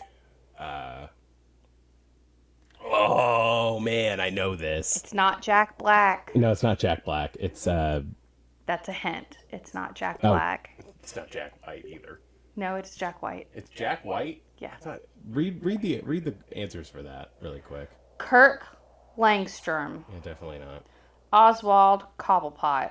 Nope, that's the Penguin. Edward Nygma. That's Enigma, aka the Riddler. Jack White. I could have sworn the Joker had a like specific name that wasn't Jack White, but okay. In the Star Wars saga, Oh god. who is the Sith Lord ruling with an iron fist and seeking to eradicate the Jedi Order? The Darth Sidious. Good job. I love that you said it almost like The Chosen. That would be Darth Sidious. What government does villain Dominic Green intend to influence in Quantum of Solace? Belarus, Ecuador, Bolivia, or Kyrgyzstan? Sorry. My brain had a little bit of a Belarus. I don't know. I haven't watched Quantum of Solace in a really long time. Bolivia. Interesting. Like, sure. In Marvel Comics, who is the powerful mutant telepath who often serves as the primary adversary of the X-Men? X-Men, sorry. Adversary is a telepath? So I think the question's wrong. Because Dr. Xavier is like the head of the X-Men and the main enemy is Magneto. I'm trying to think of what telepath is traditionally against them. In Marvel Comics, who is the powerful mutant telepath who often serves as the primary adversary of the X-Men? Phoenix? Mystique, Apocalypse, Magneto, or Juggernaut? Oh, Apocalypse? No, it's Magneto. He's not a telepath. Just reading the question. He's not a telepath. The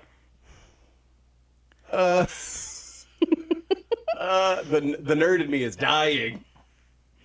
In the comics? He's a metalmancer, Basically. Like, okay.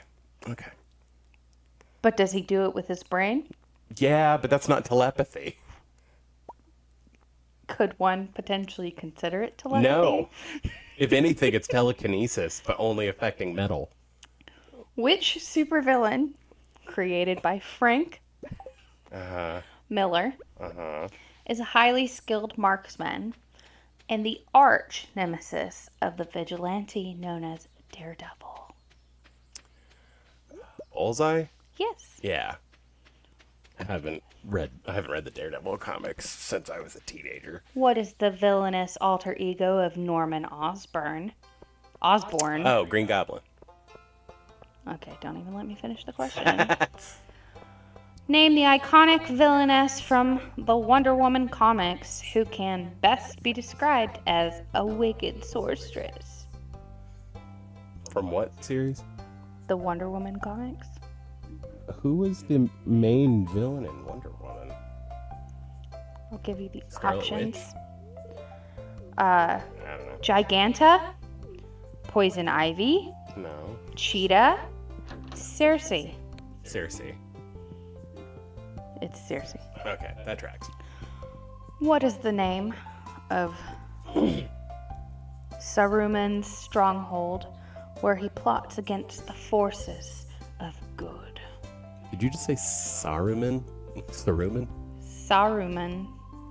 Saruman. Oh yeah, no, I know. Do you want to try saying that slightly differently? No. Okay. So, Saruman. Ah. And that would be Yeah, but the that would Orthonk.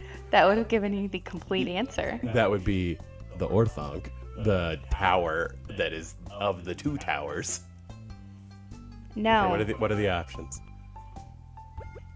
Minas Minas Tirith, Tirith. Yeah. Isengard, Isengard is the correct answer. Helm's Deep, and Mordor. Yeah, it'd be Isengard. Yes. What is Elliot Carver's ultimate goal in engineering conflicts in Tomorrow Never Dies? I don't know. That's James Bond. Also, actually, come to think of it, the Orthonk might actually be the name of the seeing orb. I could be wrong about that, but it's definitely Isengard. So, here are your options. Was it to destabilize governments and gain power? To gain control over the world's energy resources? To seek revenge for his own government's betrayal? Or to increase his media empire's influence and profits? The media empire one? Yes. Yeah, I mean, I Watch Tomorrow Never Dies. In Die Hard, like 10 years ago. Which building becomes the site of Hans? The Nakatomi Plaza. Okay. Hans Wars- Gruber. Wars across Do you know who played time. Hans Gruber, Abby? Alan Rickman. Alan Rickman. And who was Alan Rickman, Abby? Snape. He was Snape. Snape. Severus Snape. Snape. Severus Snape. He was also in a bunch of other things. Yeah, Alan Rickman He's amazing. Well, I mean, he's unfortunately passed. Yeah, but I yes, know. he was a ubiquitous and wonderful actor. I don't know where Caroline goes on Fridays, and that's what I'm looking for. Our next section is Wars Across Time. Mm-hmm. So, Well, here, 1 second. okay. So, notably, Friday is the day that the mines open. What I'm doing is... The reason you only go to 5 is because you get that letter about killing 10 slimes, and the slimes you kill before you get that letter don't count. So, hence why I think Caroline goes to the library on Saturdays, not Fridays. I didn't give her a gift. I've only given Abigail a gift. Hey, you have the map. Yeah, you're right. I'm so used to having to work it out. It says she's in here, but I went in there. Okay. Well, let's go back in there, and maybe she was just in her tea room for a really long time. I could be wrong. Hopefully she's not in her bedroom, because then I would have already missed her. Okay, she's just standing there, and I'm an idiot. Got it. Okay, next, more trivia. In which century did the 100 Years' War take place? The 18th century? Or the 17th century? Sorry. I'm assuming not. Okay. 14th, Okay. 17th, 18th, or 19th? So I think I thought it was the 17th century, but I guess not. The 14th century? Yes. Okay. Which two ancient civilizations fought in the Punic Wars? Let me read you the options. Yeah. Rome and Persia, Rome and Sparta, Rome and Carthage. Sorry. I mean, it was Rome and Carthage, but Sparta and Athens. it was Rome and Carthage. Correct. Which battle marked the final defeat of Napoleon Bonaparte? Hey? Waterloo. Okay. Don't even let me finish. Do you want me to answer the trivia questions or not? Who was the Roman general responsible for the conquest of Gaul? Pompey. No. And later became dictator of Rome. Caesar. I mean, Julius Caesar. Good job. In which war was the Battle of Fredericksburg, sorry. Civil War. Good job. Whose assassination was said to spark World War I? Franz Ferdinand. I need the full title. Franz Ferdinand, No. the Archduke. Archduke of Franz Ferdinand. of Prussia, wasn't he? The Archduke of Prussia. Name the two countries that fought against each other in the Falklands War. Argentina and the United Kingdom. Yes. Yeah. And what decade was the Six-Day War fought? 1950s, 1960s, 1970s, or 1980s? The 70s? No. The 80s. 1960s. Oh, wow. Specifically 1967. Well, I mean, it was only 6 days, so. Yeah. Who was the supreme commander? Jeez. The fearless leader. Of the Allied if you get forces that joke, you are older than 30. in Europe during World War II. Would that be Winston Churchill? No. The supreme leader of the Allied forces? So here, I'll give you the options. George S. Patton, Okay. Winston Churchill, Okay. Douglas MacArthur, Okay. or Dwight D. Eisenhower. And I will go ahead and say almost all of confused. these are very American-centric. Yeah, I was about to say, I'm super confused. So Dwight D. Eisenhower? Yes. Okay. That's why I laughed. I read Yeah, his that's- name and then read Supreme Commander. Yeah, Supreme Commander seems a little full of yourself. I mean, don't get me wrong, rah rah America, but still.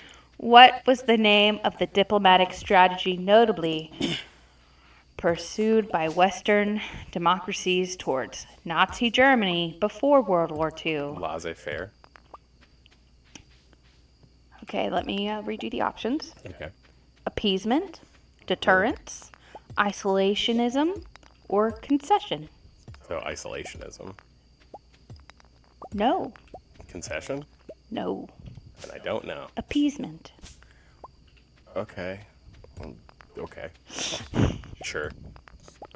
White collar criminals. Okay. Martha Stewart. I mean, maybe. She's got to come up. I mean, Who was the notorious American financier convicted of running a Ponzi scheme considered the largest financial fraud in U.S. history? I know his name, but I don't know it off the top of my head. So, read me the options. A. Bernie Madoff. B. Jordan Belfort. C. Kenneth Lay. Or D. Gordon Gekko. That would be Bernie Madoff. Good job. Which former chairman of Enron Corporation was convicted of multiple counts of fraud and conspiracy related to the company's collapse? A. Martha Stewart. B. Kenneth Lay. C. Jeffrey Skilling. Or D. Bernie Ebbers. Kenneth Lay? Yes. Yeah. What infamous American fraudster and stock market manipulator? I think I said stock market. So, yeah, that's Gordon Gekko, but No, manipulator. Was convicted for numerous offenses related to his investment firm, Stratton Oakmont. okay. I don't know. A. Frank Abagnale. B. Charles Ponzi. Sounds like me trying to say your name drunk. Abigail. C. Ivan Boesky. Or D. Jordan Belfort. Ponzi. No. Oh. Jordan Belfort. Interesting. Who was the mastermind behind the largest insider trading scandal in U.S. history involving illegal activities at the hedge fund SAC Capital Advisors? A. Michael Milken. B. Bernard Madoff. C. Raj, can't pronounce the last name at all. Or D. Stephen Cohen. Stephen Cohen. Yes. Okay. Which American businesswoman was convicted of conspiracy, fraud, and obstruction of justice related to the collapse of her company, Theranos? A. I know this one. Elizabeth Holmes. B. Martha Stewart. C. Sharon Watkins. D. Leona Helmsley.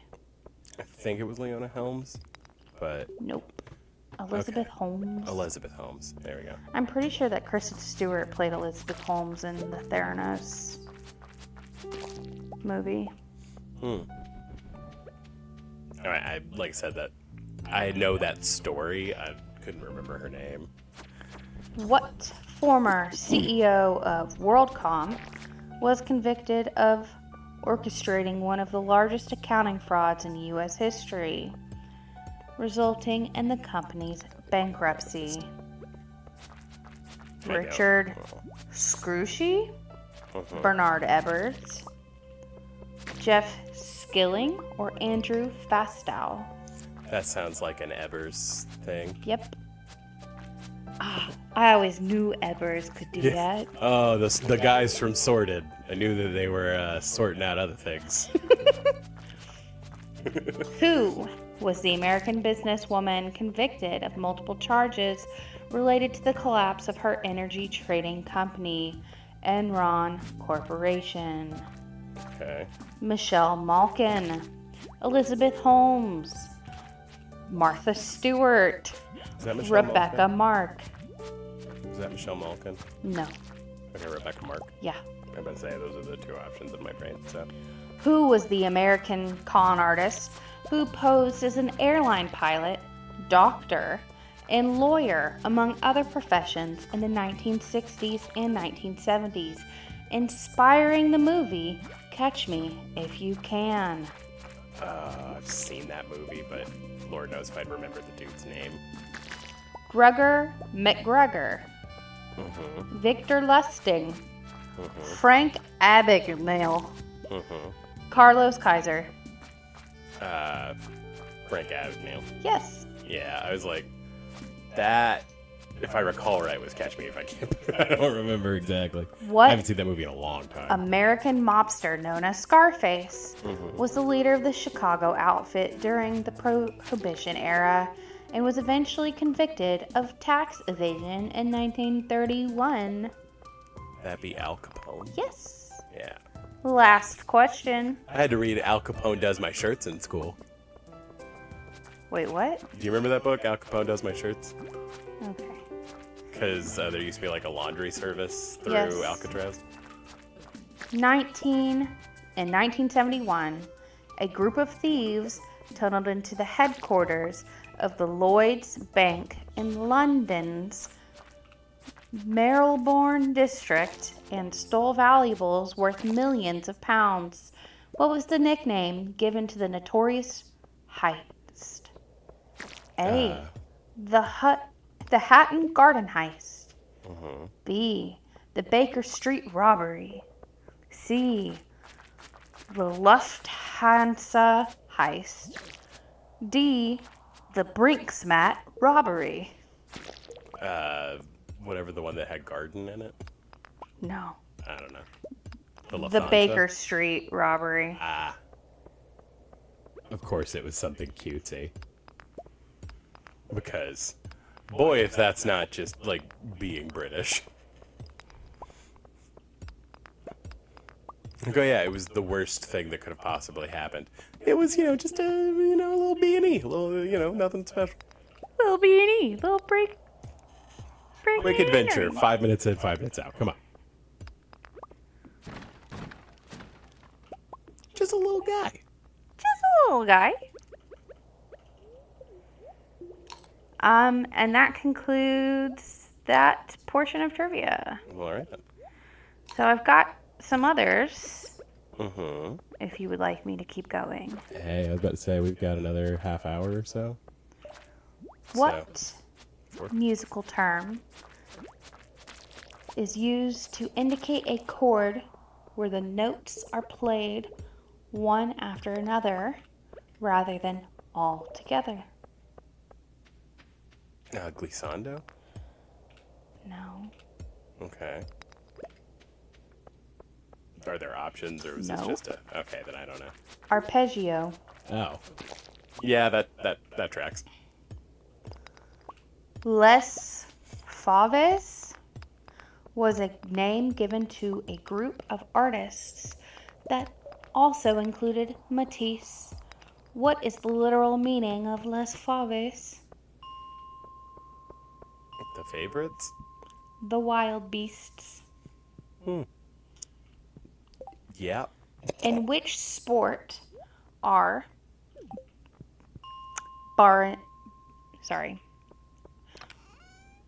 Shoes. Barani, Rudolph, and Randolph all techniques? Tennis? Trampolining. Yep, that's a sport right there. What color does gold leaf appear if you hold it up to the light? Green? Yes. Yeah. What is the capital city of Paraguay? Ooh. Is Paraguay Montevideo? No. Okay. I think then Uruguay is Montevideo. Don't make me say it. Montepulciano? No, that's in Italy.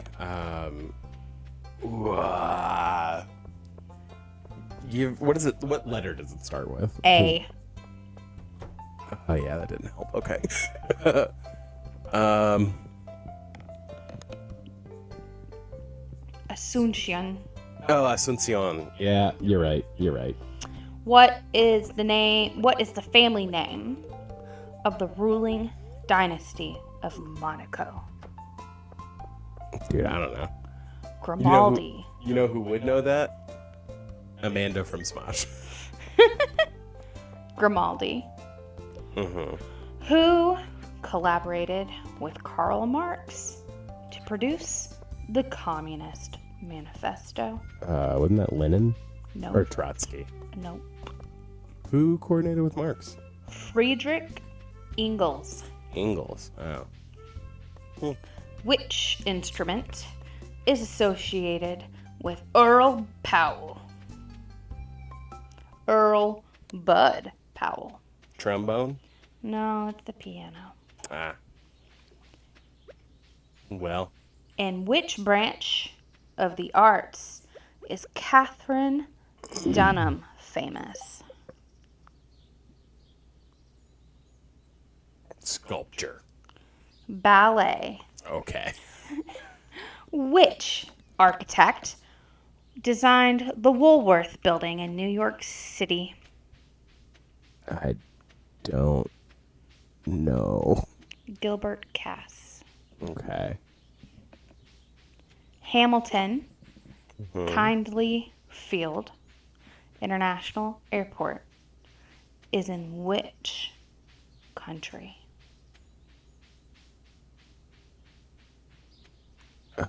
Ireland? No. South Africa. No. It's closer to us than that. Mexico. No. Canada. Think of the triangle of death. What is the name of the triangle of death? I don't. The Triforce? It's Bermuda. Oh. Interesting. In which country is the Troy Riviera's what bridge? Bro, I don't know. That's a... Canada. Yeah. In which hospital did the first heart transplant take place? You don't know that one? Mass General? Yeah, I don't know. Bro, I don't know. John Hopkins? I don't know. Sorry. Dog. I don't know many like famous hospitals. The We were Groot, talking about Bellevue. Like, the Groot Schuur Hospital. yeah, there was no way that was coming out of my mouth. Ken Thompson Mm-hmm. and Dennis Ritchie Mm-hmm. co-created which operating system? Linux? Windows? No. No, because Windows was separate. It's 4 letters. It starts with a U. I don't know.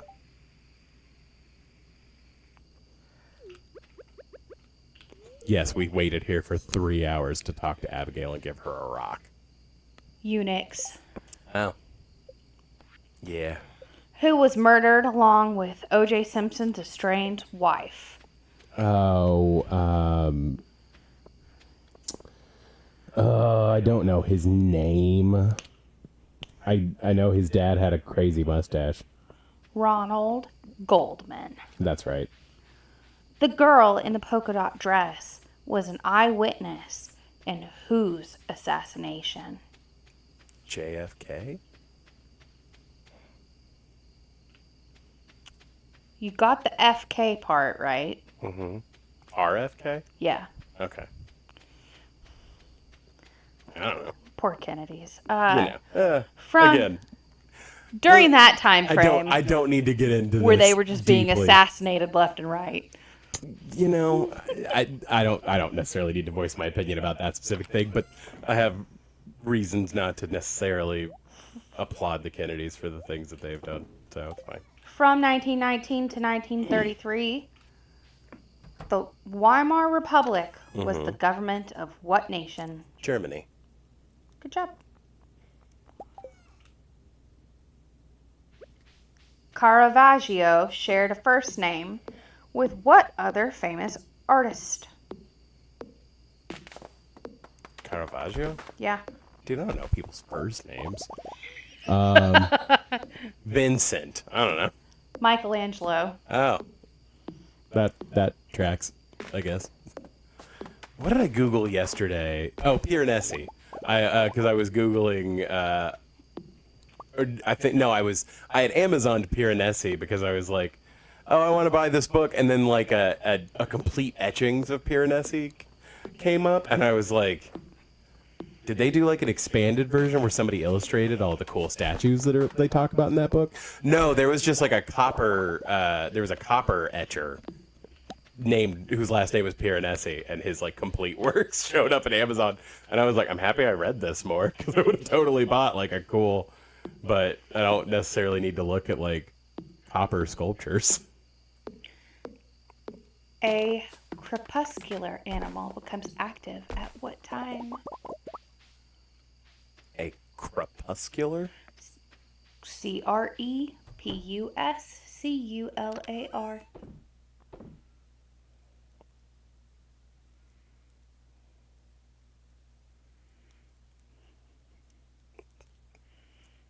Winter? Dusk. Oh. Bro. Hey, man. I never said I was a smart man. But I know what love is. What are the names of the three fates of Greek mythology? Oh, dude, yeah, I wouldn't know that off the top of my head. Cool, we're just going to skip it. I can't pronounce any of them. Because the real question listed their names and said, are the three what in Greek mythology? I mean, I feel like that would have been more serviceable. Atropos, Okay. Lachesis, Cheez-Its. and Clotho? Oh, okay. What were the earliest forms of contraceptive made from? Sheepskin? I don't know then. I didn't know this either, and it's kind of gross. Uh-huh. Crocodile dung. Oh, hot. Slap that up there. I won't make sure we don't have any kids. Well, it would probably introduce a host of bacteria, I would be more concerned which about... is probably why it worked. Nah, you just shove Crocodile shit down your pee hole. What was the only painting sold by Vincent van Gogh during his life? his self-portrait. No. Right. Oh, was it the one with the sunflowers? The Red Vineyards. Oh, yeah, I don't know. Who was the only British pope ever? I don't know. I mean, that is like specific trivia that I probably could pull out of my ass, but I'm not sure. Pope Adrian the Fourth. My brain was about to say Pope Adrian IV. Adrianev. What was the first movie to be rated PG-13? Oh, I mean, that would have been in the 80s.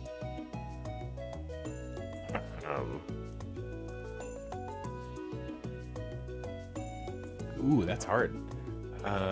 Or like the late 70s, early 80s.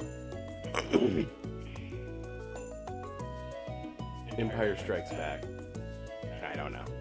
Red Dawn. Oh, yeah, so 80s. What location served as the setting for many John Hughes movies? I will give it to you High if you can schools? guess state.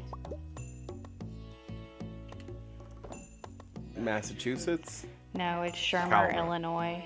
Oh, Colorado. In 1547, who became the first Tsar of Russia? Was it Peter the Great? Wasn't that his name? Wasn't Ivan the Terrible, because that was later. It's Ivan the Terrible. Oh, it was Ivan the Terrible. Well, all right then. So I was right, but I had it like switched in my brain. Who was the first person to suggest daylight savings time? I don't know, but I wish I could go back in time and kill them. Benjamin Franklin. Fucking Benjamin Franklin. Take him off the dollar bill. Right? Or the $100 bill. He's on a dollar bill. That's what I meant. Take him off. Oh. Yeah, take him off the $100 bill. Daylight savings time is garbage. What geothermal Icelandic sites has the same name as a 1980s movie? Bro, I don't know. The Blue Lagoon. Oh. I did not know that those were called that. I knew that was a movie, but I couldn't have told you it was from the 80s. What Scottish poet's works inspired the book titles of Mice and Men and Catcher in the Rye? Keats? No. I don't know. Robert Burns. Burns. In Swedish. Yes.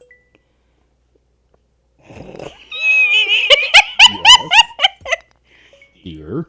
A skvatter Uh-huh. is a rabbit with what unusual feature? Huge penis. No. That rabbit's dick is bigger than his body. Wings. Oh. The hell? So it's a cockatrice? Yeah. But not, it's a bunny. That's interesting.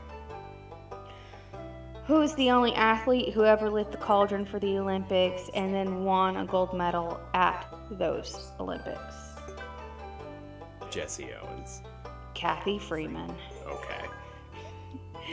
If you order murg from a menu at an Indian restaurant, what meat will you get? Murg? M-U-R-G-H.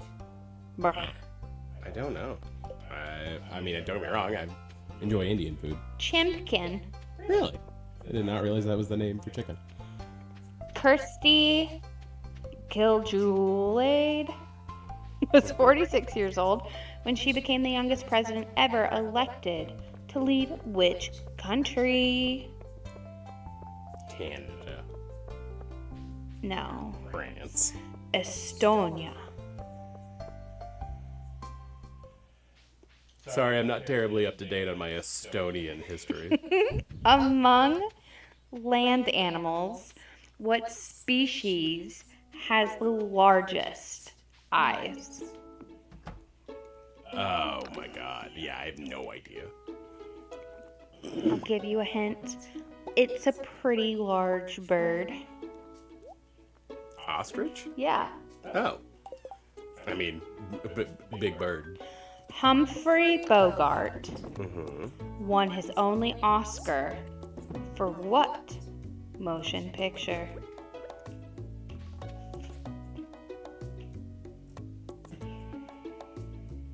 I don't know. The African Queen. Yeah, again, I was not gonna pull that out of my butt. What historical figure was assassinated near the Miljacka River in 1914? Oh, Franz Ferdinand. Yep. Yeah. Archduke. But Archduke yeah. Franz Ferdinand. What comedy became the first film directed by a woman to gross over $100 million at the box office? Juno? Big. Oh, I didn't realize that was. Oh, well, hey. Good job, ladies. Killing it. So far, which continent has hosted the Olympics the most times? Europe? Yes. Yeah. I mean, that just makes sense. Shotty is a type of beer that's traditionally flavored with juniper. Which country would you be most likely to find it in? India? No. Who really likes juniper?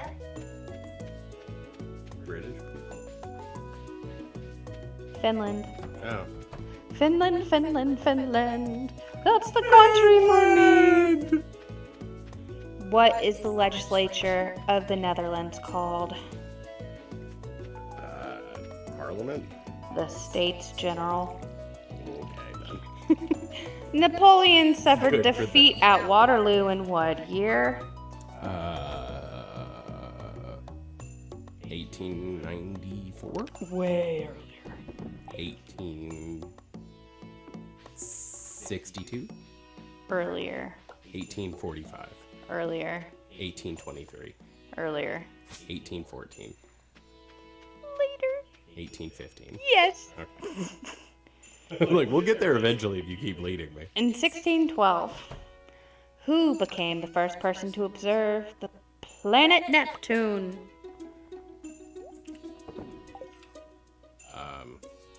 Copernicus?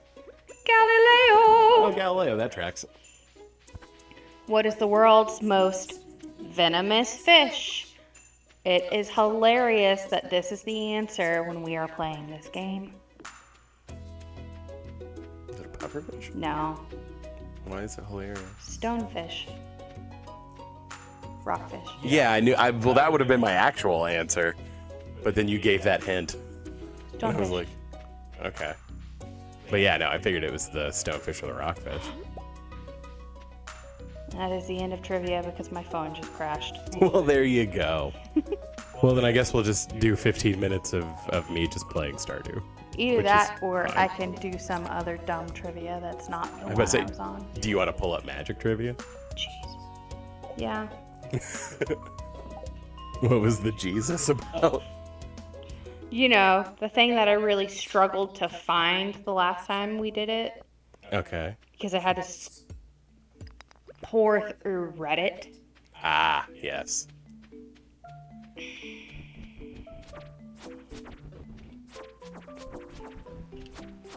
Okay, let's see.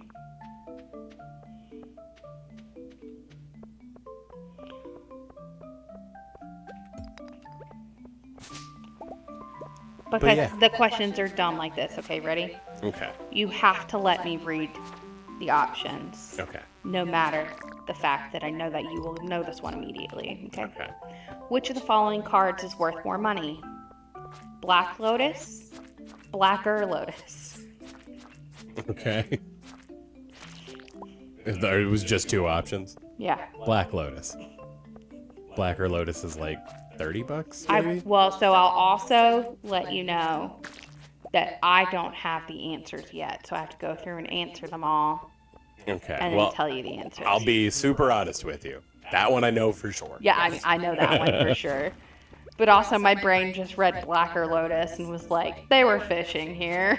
Well, I mean, it's an uncard. No, I know. But how many different mana colors are there? 3, 5, 7, 10, none of the above? There are 5.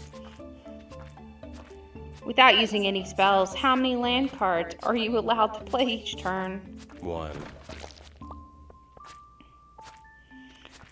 Is snow-covered land a card type in Magic? Yes? Can a card represent multiple color mana? Yes. Which of the following is not a card in Magic? Betrayers of Kamigawa, Champions of Kamigawa, Overlords of Kamigawa, Saviors of Kamigawa, So, or none. So, Overlords of Kamigawa is not a set. Card set, sorry. Yeah. Yes. It's Overlords of Kamigawa. Is Planeswalker a card type? Yes. Well, it depends. Are they spelling Planeswalker correctly? Planeswalker. Because that's one of my favorite things. Is whenever somebody's like, "Oh, I custom designed my own Planeswalker," and then they spell Planeswalker, and I always go into Photoshop and add Planeswalk to whatever Planeswalker they made. Because When can an instant card be played? at any time you have priority. At any time during the game. Only during your turn. Only during an opponent's turn. Before you draw a card. Okay, so at any point in the game, but technically only whenever you have priority. What is the name of the deck of cards you draw from in Magic. Stack, spellbook, library. Library. Which of the following is not a mana type? Mountain, water, forest, swamp, none of the above. Water is not. What is this, Pokemon? So going through the answers. Ooh, it gives you little facts. Okay. Black Lotus. Some collectors have paid as much as $15,000 for a Black Lotus. Oh, honey, how old is this trivia? 66.7% of people have answered this correctly. Who got that wrong? Trolls? I mean, I can only assume How many trolls. different mana colors are there? 5. You got it correct. 71.9% of people answered it correctly. So that I could kind of get, because people might think like, oh, well, colorless is technically a color. And it's like, no, inherently. Except the options are 3, 5, 7, and 10. So maybe they thought 7, because they were like, there's definitely more than 5 because of colorless. Without using any spells, how many land cards can you play? 1. It's correct. 71.9% of people answered it correctly. I'm starting to think people who just didn't play Magic and were like, oh, quiz, and just decided to take it. Or they were like, hey, I just want to see how much you know about Magic. Snow-covered land? Yes. 57.9% of people answered it correctly. Well, good. Can a card represent multiple mana color? This has the highest percentage of people who answered it correctly at 82.5%, and you said yes, and that is correct. The Overlords of Kamigawa was correct, and only 33.3% of people got it right. 75.4% of people got the Planeswalker card type correct. And then playing your instant, you were correct at 68.4 people answered along with you. What is the name of the deck of cards you draw from in Magic? Library is correct. 70% of people also answered that. Water was also correct. Yeah. Only 36.8 people. What is this, Pokemon? You got an A+. Good job, Derek. Well, you know, Real proud. I think that was pretty formulaic Magic trivia, thankfully. Okay, so do you want guess the Magic card or sorted niche Magic card trivia? Let's Or do we guess could do the Magic. both. Yeah, let's do guess first. And then we'll do the hard stuff Oh, shit. last. Hang on. Open a new group. Open a new group. What's more important? Do I want... Okay. You know what? We're gonna do this. I'm gonna make a bug steak. Draw 3 cards, then put 2 cards from your hand on the top of your library. In what order? Brainstorm. Correct. Blank deals 3 damage to target creature or player. Lightning bolt. Correct. So lightning bolt, lightning strike. There's several, but Search your library for a card, put that card into your hand, then shuffle. demonic tutor. Yep. Flying. When blank enters the battlefield, it deals 4 damage to each opponent. Oh, I'll give you a hint, it's a dragon. yeah. Is that thunderous dragon? No, Okay, then I'm not. tis red dragon. Oh, just red dragon from Yeah. the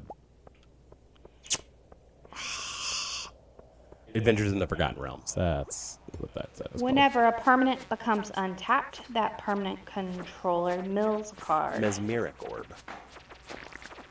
Mesmeric. But, Mesmeric orb. yeah, I just heard Merrick. Nope, mesmeric orb. Okay. Trample, 6/6. Tis a dinosaur. Would that be Colossal Dreadmaw? Yes. Uh-huh. As an additional cost, play blank. Discard X cards from your hand. Blank deals X damage to each creature and each player. Firestorm? No. Okay. Then I You want me to don't. give you the options? Yeah. Dark Petition, Blanket of Night, Feed the Swarm, Sickening Dreams, Deathmark, Blood Tribute. Sickening Dreams. Yes. Yeah. When blank dies, you may have it Deal 1 damage to target creature or player. It is a creature, and it is a 1/1 creature. Okay, one more time. When blank dies, you may have it deal 1 damage to target creature or player. Goblin Arsonist? Yes. Yeah. Whenever you cast your second spell each turn, create a 1/1 white spirit creature. Token with flying. I know that card. It is, I know it's from Kaldheim. Clarion Spirit? Yes. Yeah. Whenever you play an enchantment spell, you may draw a card. This is a human druid, and it is 0/2.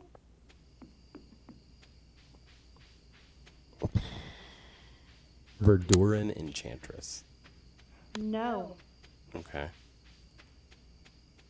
So it's not. Is the first word Verduran? Nope. I don't know The then. second word is enchantress. Oh, is it Argothian Enchantress? No. Because Argothian Enchantress has Shroud. Mesa Enchantress? Oh, so it was a white card, not a green card. Yee. Got it. All right, going on to the next. How many exclusively black creatures have been printed with non-conditional vigilance? Villages? Vigilance. Oh, Vigilance. This excludes cards like Urborg Scavengers that can gain keywords through their situational ability and cards with non-black mana symbols. And the question in a is how text. many? Yes. None? One? 1. Okay. Ghost Hounds, a 2-mana 1/1 from Homelands, is the only black Of creature course it was some random card from Homelands. to be printed with vigilance.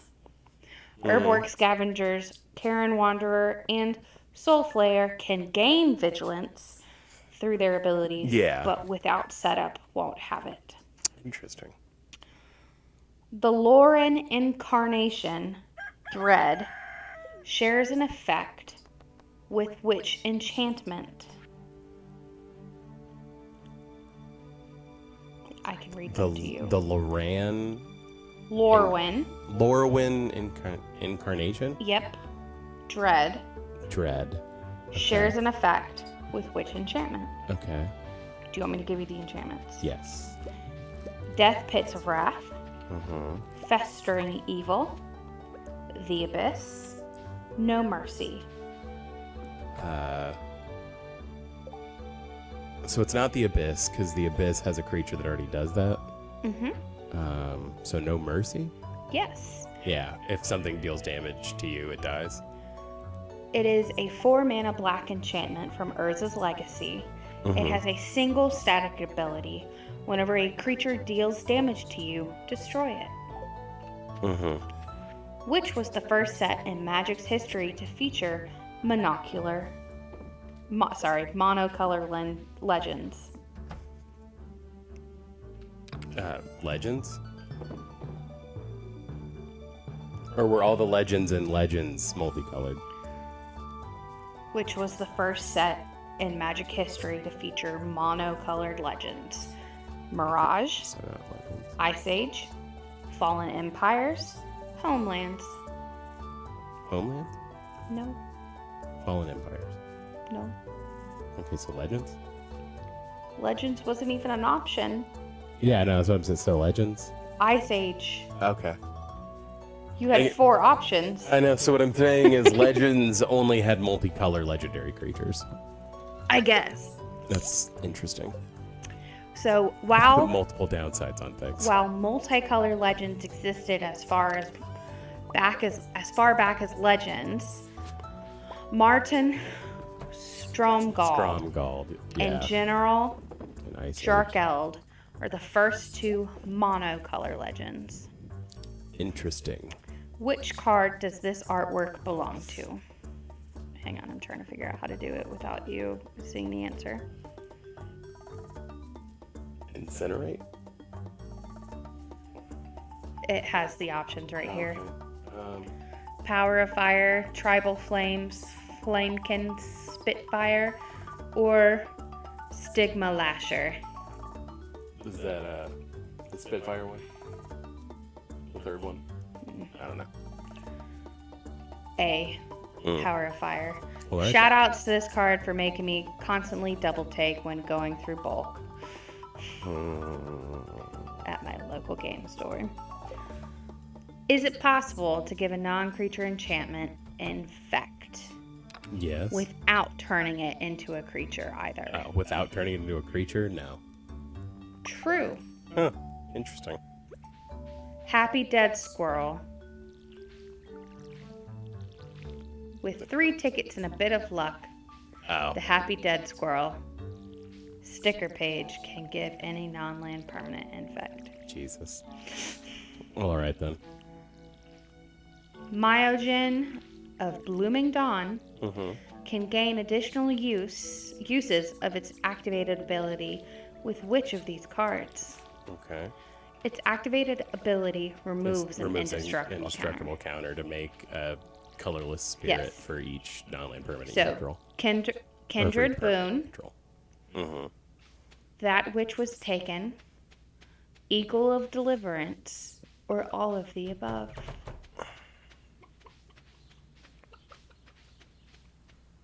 I think just Kindred Boon, right? Because they can put indestructible counters on it. So, it's Eagle of Deliverance. Okay. Kindred Boon and that which was taken supply divinity counters, which the original cycle Care about. used. This specific one uses indestructible counters, and unfortunately, they aren't interchangeable. Pestilence has never been printed with flavor text. True or false? True. True. Neither has Pyrohemia in its planar chaos version. Pyrohemia is a red-shifted pestilence. Vanishing the Fading, which is true. The counters produced by both effects are called time counters. There's a card called Fading, but no card named Vanishing. Vanishing sacrifices the permanence. When the last counter is removed, both keywords are functionally the same.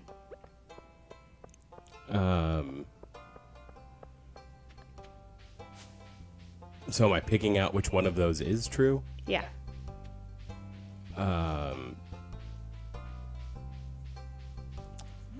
What was the first one again? Counters produced by both effects are called time counters. True. That one. No. Okay. Oh, or fading counters called fading counters? Or fading... Fading creates fade counters. Vanishing creates time counters. A card named Vanishing has existed since the 90s and sees some played in Zur the Enchanter Voltron decks. That I knew.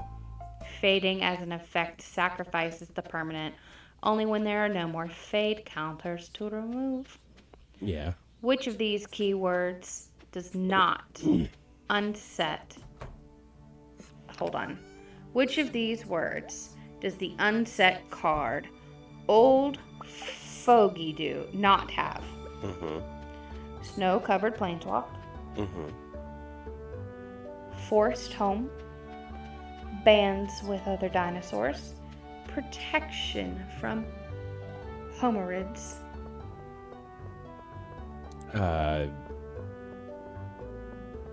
What was the third one? Bands with other dinosaurs. I don't think it bans with other dinosaurs. I think it just has banding. It's Forest home.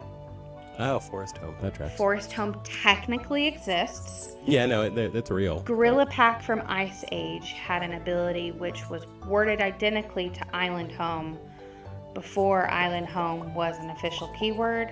Since Island Home was eventually errated out, but folks still refer to it as such, who's to say Forest Home isn't a real thing too? What is the standard rate of an evasive creature that lets you peek at a player's hand when they enter the battlefield? 3?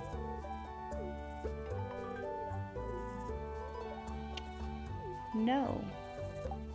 Okay.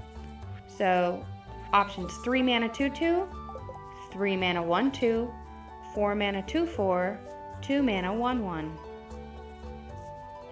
2 mana 1/1. Yes. Ingenious Thief, Woo Scout, Talus Explorer, and more recent Deep Cavern Bat all have the forms of evasion and let you look at an opponent's hand. Okay. Ingenious Thief lets you look at your own hand too if you really want. You know, valid information. Sometimes I don't know what I have. Which keyword does Sands of Time stop? Sands of Time skips the untap step. Okay. But what does it stop? So, phasing? Yes. Yeah. As of December 2023, which of the following is rated the highest on the storm scale? Tribute, Volting, Split Second, Phyrexian Mana. Phyrexian mana? No. It's... Oh, voting. Voting. Not volting. Voting. Okay. Yeah, voting.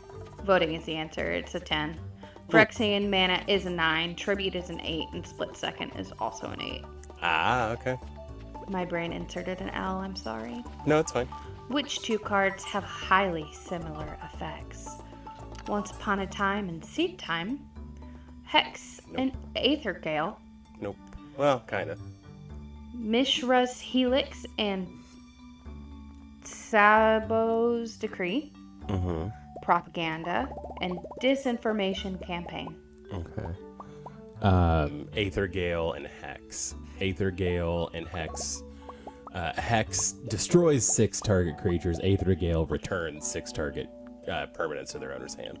So it says that they are both sorceries which require a hard 6 targets to work. Mm-hmm. Prosh, Skyrider, and Kerr can sacrifice themselves to their own effect. True or false?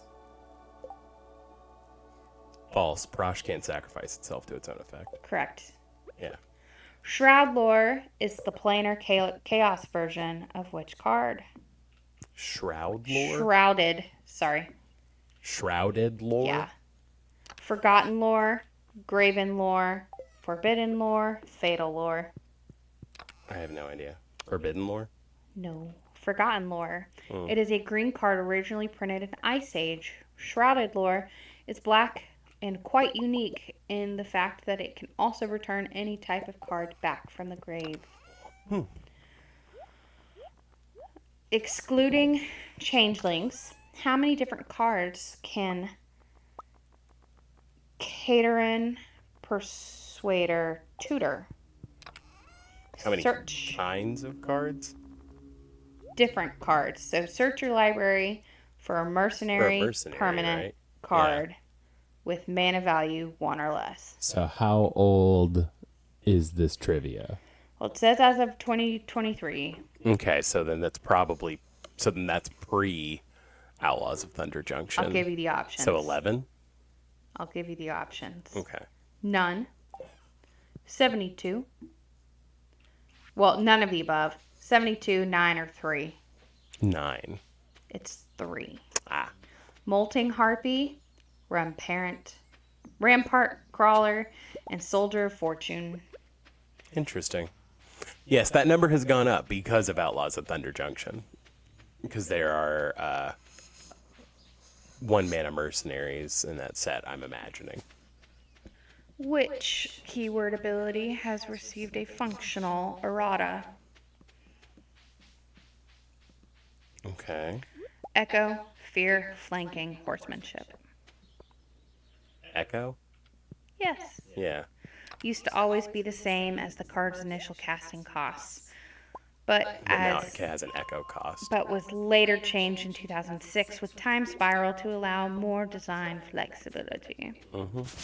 Because there's a card that has like an echo cost of 0, but when you pay its echo cost, I can't remember, either you skip your turn or you have to give somebody an extra turn. Which like, of these counters still exist? +2/+2, -2/-1, -2, -2. All of the above. -2, -1. I mean, they all exist. I mean, like, that's kind of a vague way to phrase that. But I think you can still get a -2, -1 counter on something. The answer is all. Huh. All three are still around and produced by Black Cards. Weirdly enough, it's Baron Yeah. Singer, Singir. whatever, Contagion, and Ebon Praetor. Okay. What is the converted mana cost of a spell that costs UUUX? Well, it's on the stack where X equals 10. 13. Yeah. Yeah. When we're paid for, buyback, kicker, multi-kicker, madness, and replicate. Change this converted mana cost of the spell on the stack. False. Good. Additional cost does not affect a card's converted mana cost while on the stack or in play. Good job. Because it's an additional cost.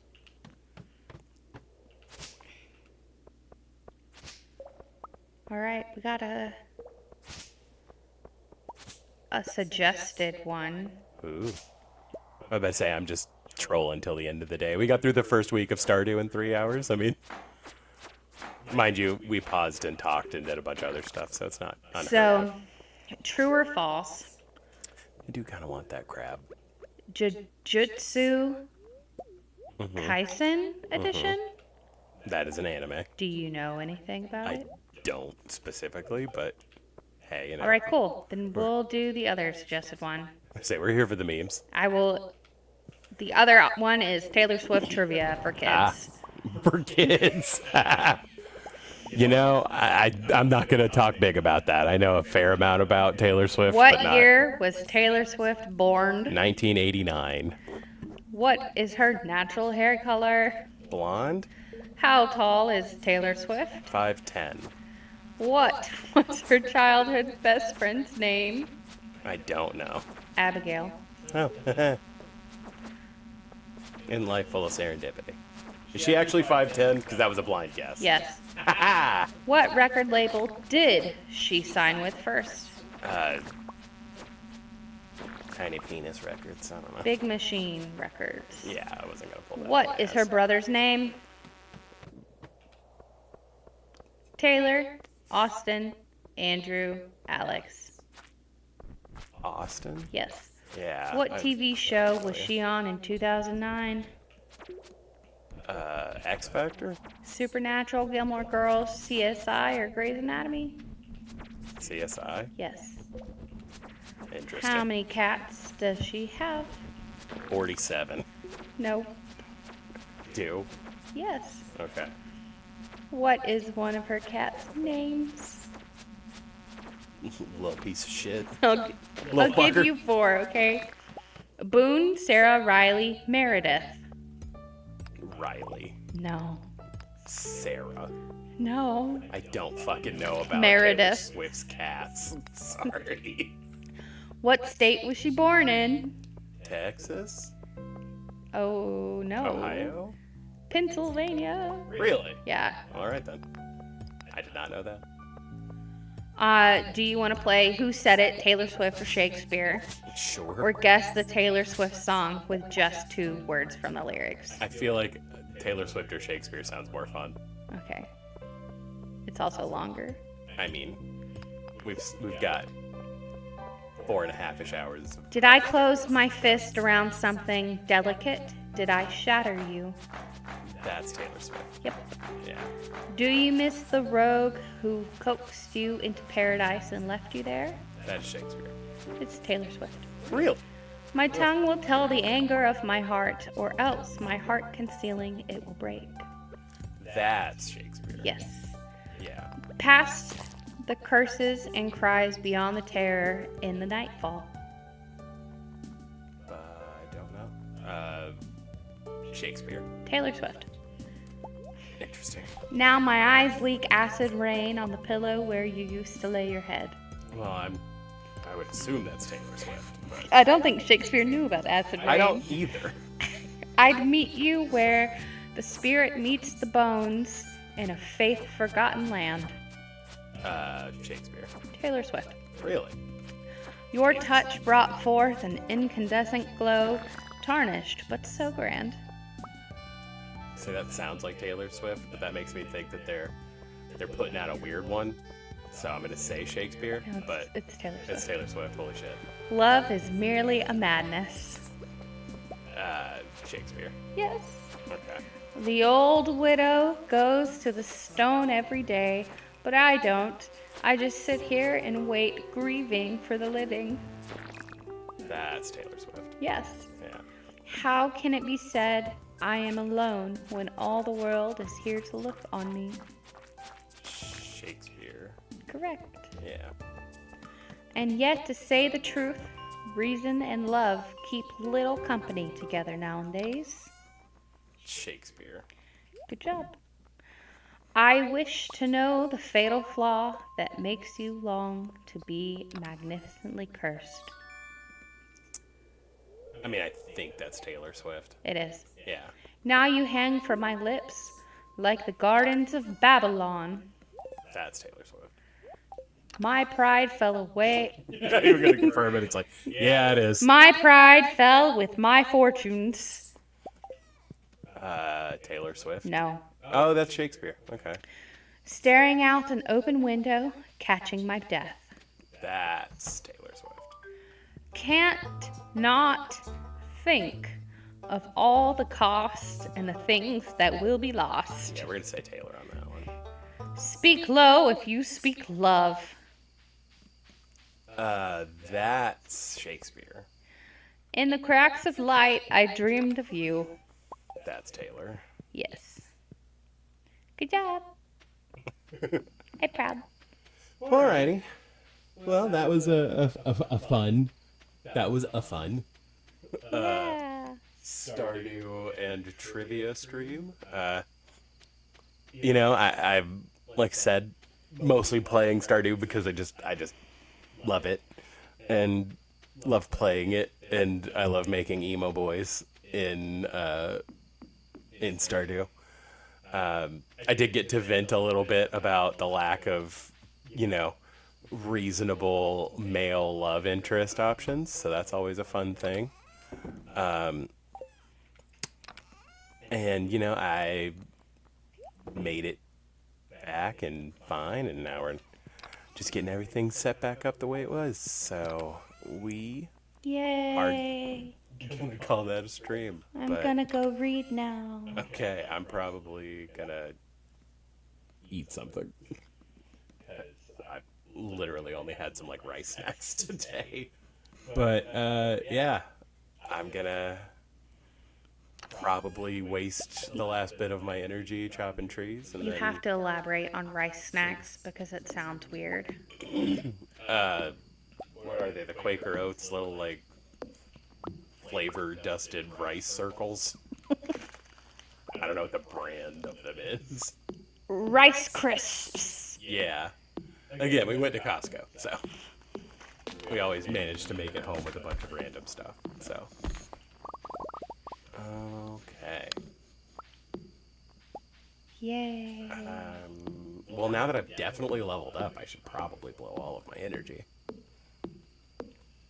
Bought more seeds, got that stuff going. See, I didn't even use the to-do list. I do need to actually go to the community center to open that. Possibly to even, like, move that forward. I think I have enough time to do that, actually, if I don't care about passing out, so we might make a mad dash for it. Yeah. Yeah, I mean, nice. Yeah, I'm not too terribly worried about them taking 7 coins from me. 7 coins. But, you know, I am going to be bummed to not have 69 exactly. But I think I sold some stuff, so I wasn't going to have 69 exactly tomorrow anyway. So, you know, I mean, it's a good luck day and I have $69. Can't really complain. But yeah, let's go look at a square on the ground that I can't read. And then we'll get that letter from the wizard tomorrow. And then, we can come back to this, like I said, either tomorrow afternoon or, Thursday, or this might be a fun Sunday game. It just depends on what I'm feeling. We might keep going with Borderlands. It just depends. But I want to say thanks, everyone, and want to thank Abby for being here with me. And that's going to be a Stardew stream. Yeah, okay, so I leveled up two different things. But thank y'all for being here. We will pick this back up. We might do more trivia. We might, have Abby join me in co-op, or we might start a separate farm for that. Like I said, it just whatever catches me, But y'all have a good one. Thanks for being here. Thanks a million for watching, and hope to see you next time.